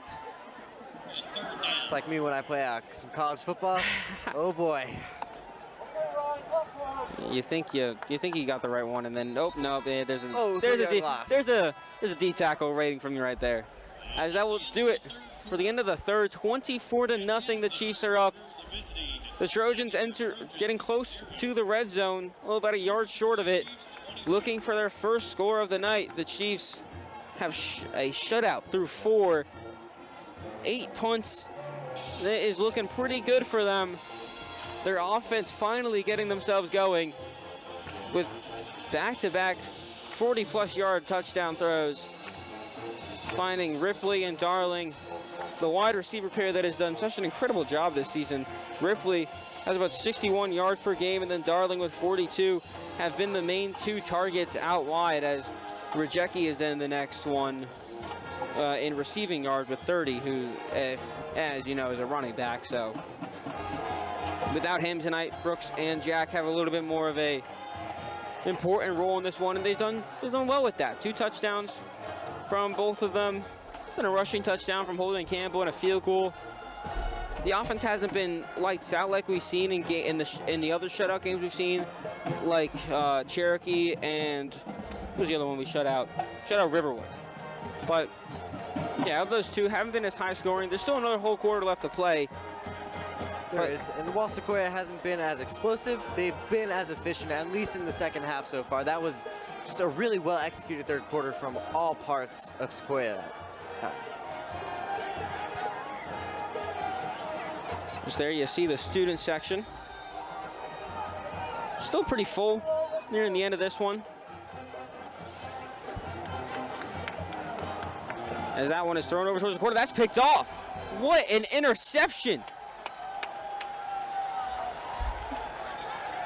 You're not gonna have seen that one, and it's gonna be hard to explain.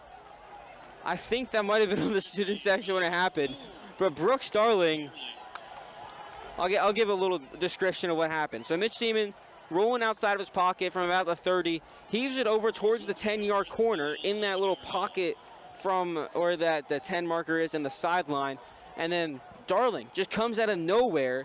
I think he jumps up and spins, catches it, keeps his feet in bounds, and the Chiefs have their first turnover of the night. Touchdown and a pick now for Darling. Travis Hunter. Yeah, future first-round pick. I will see him there. And it's a beautiful catch there from Braden Wilbur. That was a hard ball, too. It was a hard ball to catch. He is having himself a great night. Despite him not being used that much, his 2 runs have been incredible. I will give him that. That is an angry run if I've ever seen one before. A little 2 stiff, or I think he's had a stiff arm, 2 trucks. He lives for the contact, Jake. He lives for it. Moves the chains for a first.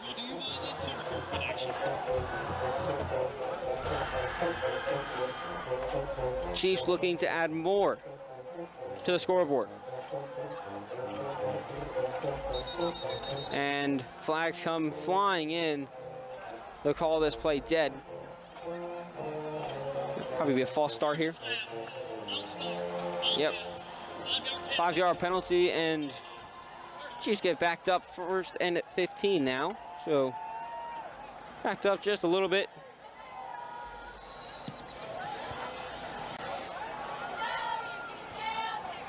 Still a lot of space to work with. Not really crunched by the end zone yet. They'll keep Campbell in the backfield with them. Martin running out of Campbell as a block, and Jack Ripley's might have faced a little contact there, but a little slipped up there. Yeah. Pass goes incomplete, second down. Second and 15.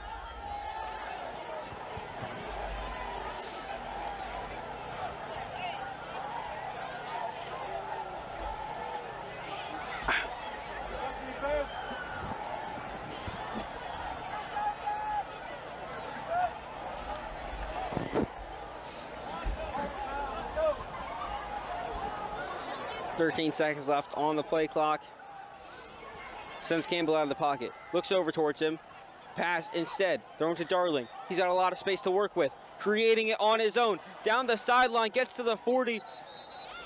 And is thrown out of bounds. But a great gain there. 20-yard gain there from Brooks Darling as he adds to his reception yards. Getting a first. And honestly, part of Brooks Darling's game that's been so like stuck out to me tonight is that he is a hard man to bring down. You know, he's not the biggest guy, sitting at 5'10", around 180, but he's been making guys miss over and over, both by juking them and by just shoving them off. I think the one that you got to look at is that one punt return that we had last half. That was, and there's a beautiful halfback wheel route from Holden Campbell, and takes it all the way to the house. Holden Campbell, his second touchdown of the night. Not even looking, nobody sees him. Campbell escapes the coverage, gets outside, and it's a 60-yard touchdown from Holden Campbell. You gotta love those sneaky little wheel routes out of the backfield, Jake. And it's back-to-back touchdowns now for the Sequoyah offense. They're finally starting to look alive with a chance to make it 32 as Martin, running towards the sideline, instead flips it past tip, but it's caught. What a catch from Maddox Waller. Pass tipped away. Martin thought he had enough space to run it out, instead flicks it over the top, and Waller with a one-handed grab on the sideline. What a catch from him. Maddox Waller, he's one of those guys, I just love watching him play. He's one of those guys always going to go make a big play for you. Yeah, if you're watching last week, he had a few good 30 to 20-yard catches that just really helped get the Chiefs back in an offensive rhythm. He does a great job catching a tipped ball. I mean, that was a beautiful catch. I mean, absolutely beautiful wow. catch. Not a lot of people would have held on to that one. Maddox Waller did that. Oh, yeah. That's how he does. 10-19 left to go in the fourth. The Chiefs keeping the shutout alive, 32-0. Hansen to kick this off again. The Trojans trying to do anything but punt the ball or throw an interception. This one will be returned. They're going to try to return this one, and they get put short of the 20 if they left it. And they'll start their drive at the 15, 5 yards away from what they normally would have.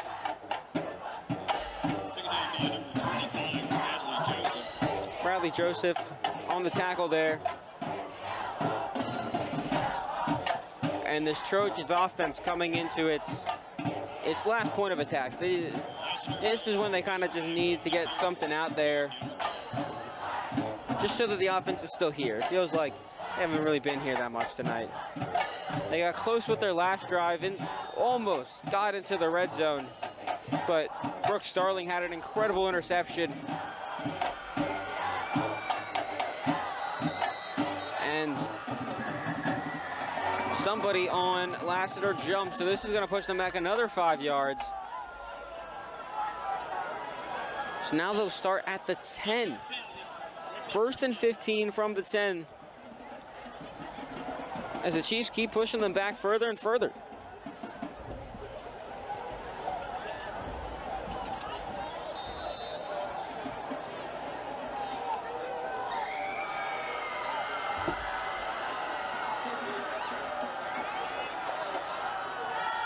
Seaman, QB keeper, and it goes nowhere.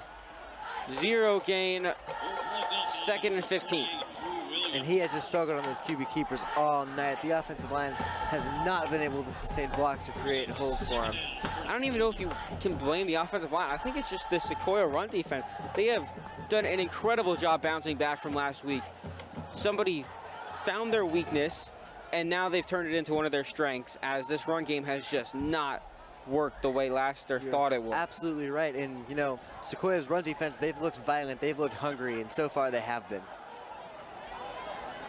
Seaman now dropping back the pass, has pressure, has to throw it away. Pass is tipped, and it's, oh, I thought that one was caught. Tipped up in the air, I think, by Benji Smith. And Carson Berry and Brooks Starling falling to the ground to try to grab it, but nobody could get on the end of it. And it's going to be 3rd and 15 now from the same exact spot. And again, Lassiter in a hard position, and they'll call a timeout to try to figure something out to get out of this sticky situation.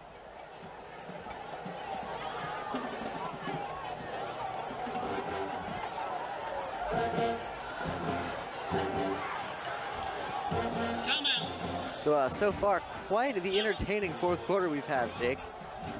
Yeah, I mean, we've seen a little bit of offense.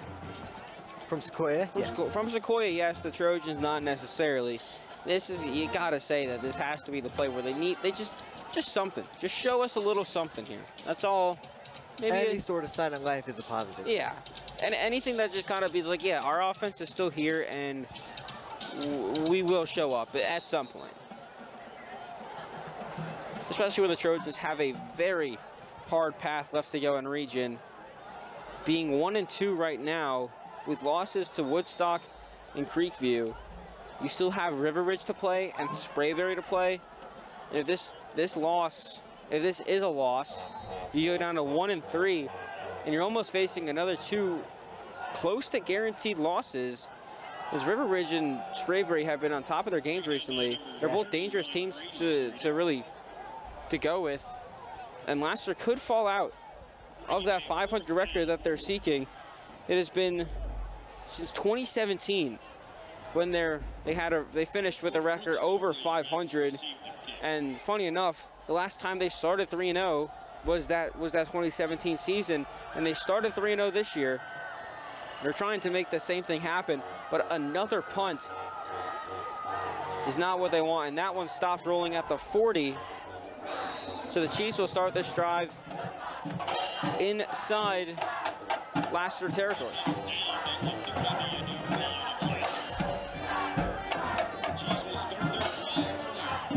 Lassiter go back to their punting ways.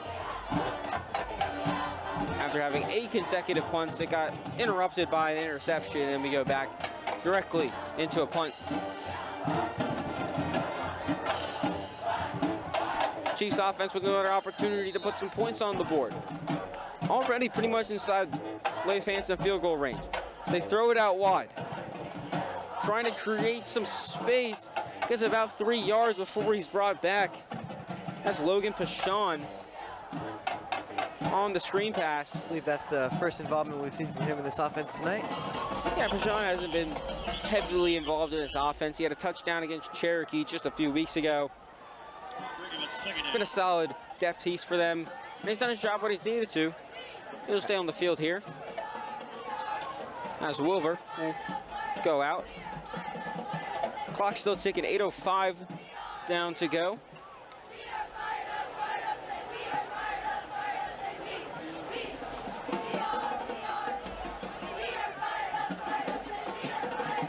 Martin shotgun, fakes the handoff. He takes it on his own, doesn't go much. Gets a gain of 1, so a 3rd and 5 now.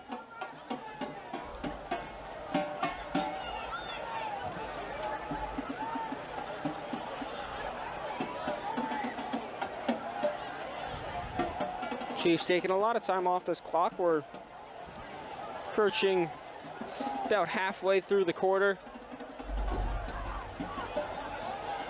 And still with a lot of opportunity to do something here.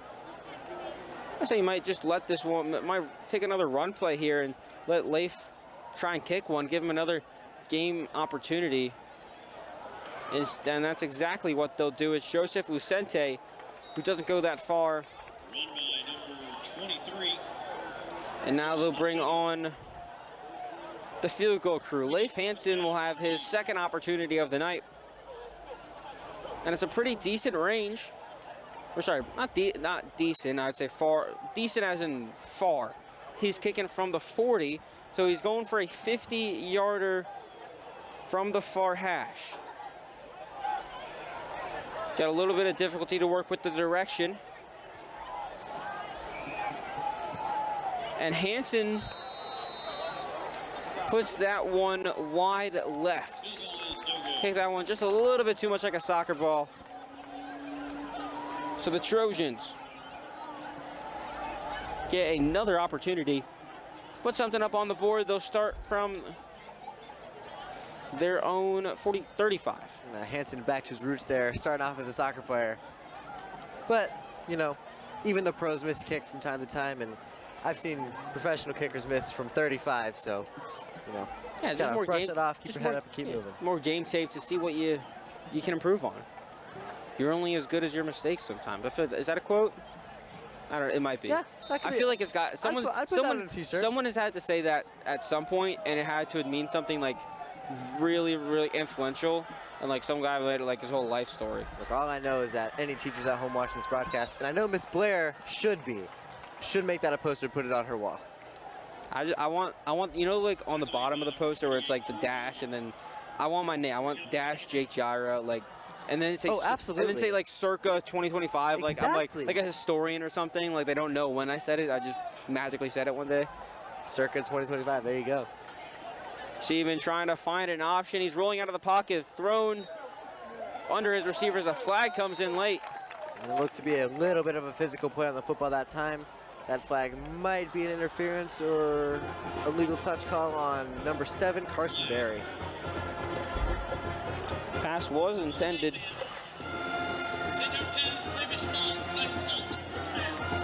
Price Kitzrow.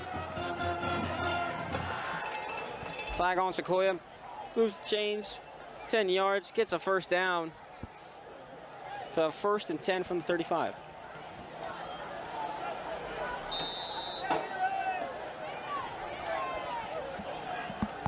Trying to throw it over towards the sideline. It's a great catch from Colin Spears. Held onto it, but gets thrown out of bounds by Carson Berry. Great game recognition from him. Throwing Price out of bounds. And it's an incomplete catch, 2nd and 10. The Chiefs have done that a lot tonight. Make sure that there are no foots in contact with the ground to make it a catch. 2nd and 10. Trojans killing a lot of game clock. 5:50 now to go after the incompletion. Putting pressure. Seaman having to run out the pocket, throws it over towards the sideline. It's another catch from Collins Price. That one is good. Not enough to move the chains, but sets up a 3rd and 6.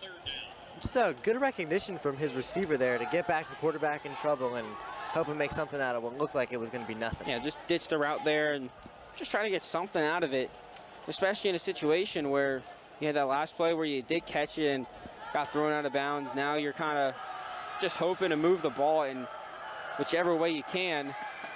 Having to run out the pocket again, throwing on the run, and it's short of Kane Heinmiller. Not possible to grab it, and something we have said a lot tonight. Here comes the punt team. Bring up a 4th down. Chase Campbell, the junior, with his, hold up, I gotta count real quick how many punts.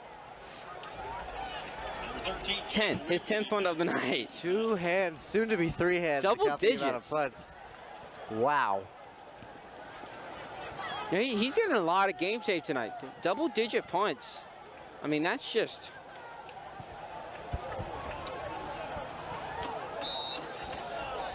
And that's a great punt from him. Gets down to the 20. And they really all have been. That was a very favorable roll too. And that one, you know, especially being in such a weird and bad spot, you're down near your own end zone, near 30. Flip the field, put it to the 19 is where they'll mark it. Put Sequoyah in a little bad territory. I think at this point, their punter might have more punts than Mitch Seaman has completions. You know, that I wouldn't even like question. I feel like that's got to be. I haven't been counting. Well, me neither. Well, yeah, we need a statistician. I can't do it. I'm commentating right now. I'm commentating right now too. You gotta pay. I can't pay somebody. Pay somebody. What are we talking about? That's a powerful run there, up the middle. That's Brody Vance, the sophomore. Gets about a gain of 3, 2nd and 7 now.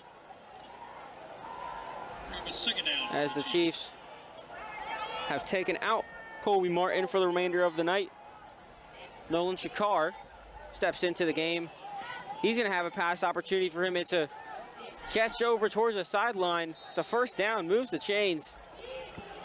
Catch made by number 22. There's Logan Pichon with the catch. Shakar with a great link up there, moves the chains for a first, keeps the clock rolling. 4:40 as it keeps going. You know, it's always great to see the backup get some work. I think Nolan Shakar is the favorite to be the starting quarterback for varsity next year after the graduation of Colby Martin. Yeah, Shakar's going to have a little bit of a competition with Eli Stoddard. You know, that'll be a good preseason training camp little thing that they go to. Eli Stoddard, the sophomore, and Shakar, the junior quarterback, will be a senior next year, so he should get a little bit more size and should be a good starter if he can win that job.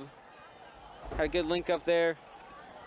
We'll see what he can do on this drive if he's allowed to throw it. Nope, hand it off to Brody Vance again. He's creating space for himself. A few nice little juke moves as he falls forward.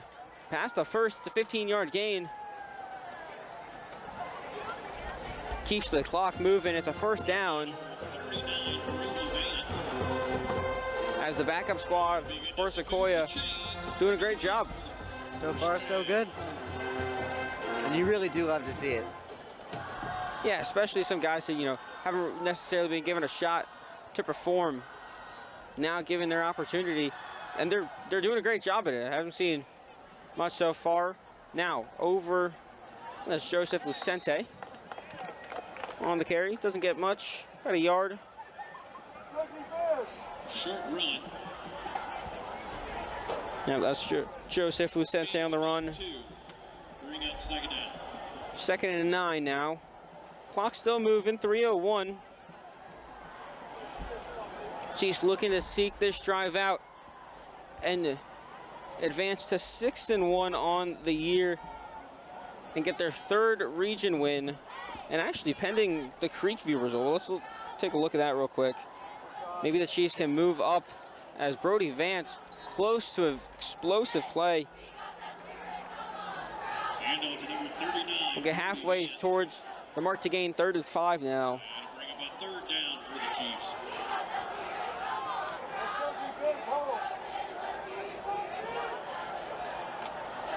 Looking for a first to maybe close out this game.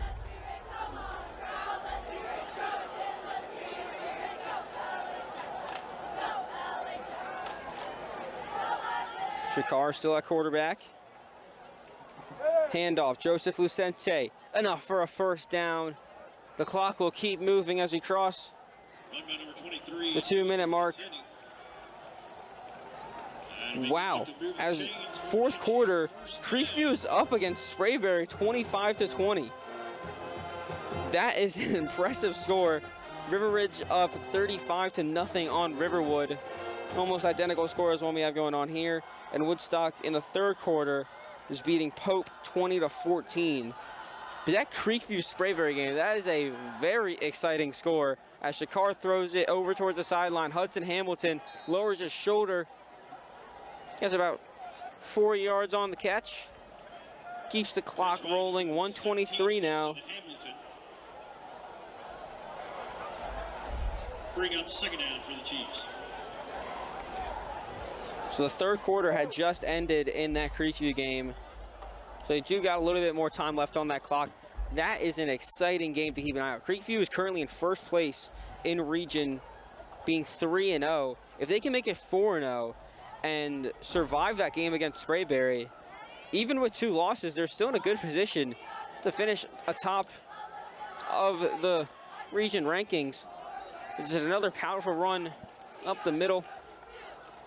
Number 32, Noah Wilson that time, I believe. And just a really well-ran, patient run that time. Followed his blockers, went right up the hole, and found quite a bit of space. Don't want to, like, you know, compare him to one of the greats, but Le'Veon Bell type of run there. Yeah, whatever. My little steal. Yeah, that was a bit of a Josh Jacobs, Aaron Jonesy type of run. All right, I'll bring in my guy. You bring in your guy. As it's a counter play to Brody Vance, and he breaks through the line, brings the guy over his shoulder as he gets the first and ends the night for the Chiefs as they take a 32-0 win over the Lassiter Trojans, and they advance to 6-1 on the season and 3-1 in region. It was a solid game for the Chiefs. A first half that wasn't as much as you thought it would be. You think that it was going to be a high-scoring event for the Chiefs, that they were just going to keep passing that ball and finding all those opportunities, but it really wasn't. But whatever happened after halftime, whether it be Martin getting named Homecoming King or something else, but a little spark in that locker room got it going for the Chiefs with 2 50-yard touchdowns, one from Brooks, one from Ripley, and then Holden Campbell on a touchdown of his own for 60 yards. The Chiefs get it done here on the first weekend of October. They sure do, and, you know, another beautiful night for some high school football. Thank you guys so much for tuning in. I'm Maddox Stewart. I'm Jake Jira. Thank you so much for watching. We will see you here, or we won't see you here at Skip Hope next week. We will be at Woodstock, and that game should be live on Chiefs TV, so make sure to tune in same time next week. Thank you so much for watching. Have a good night.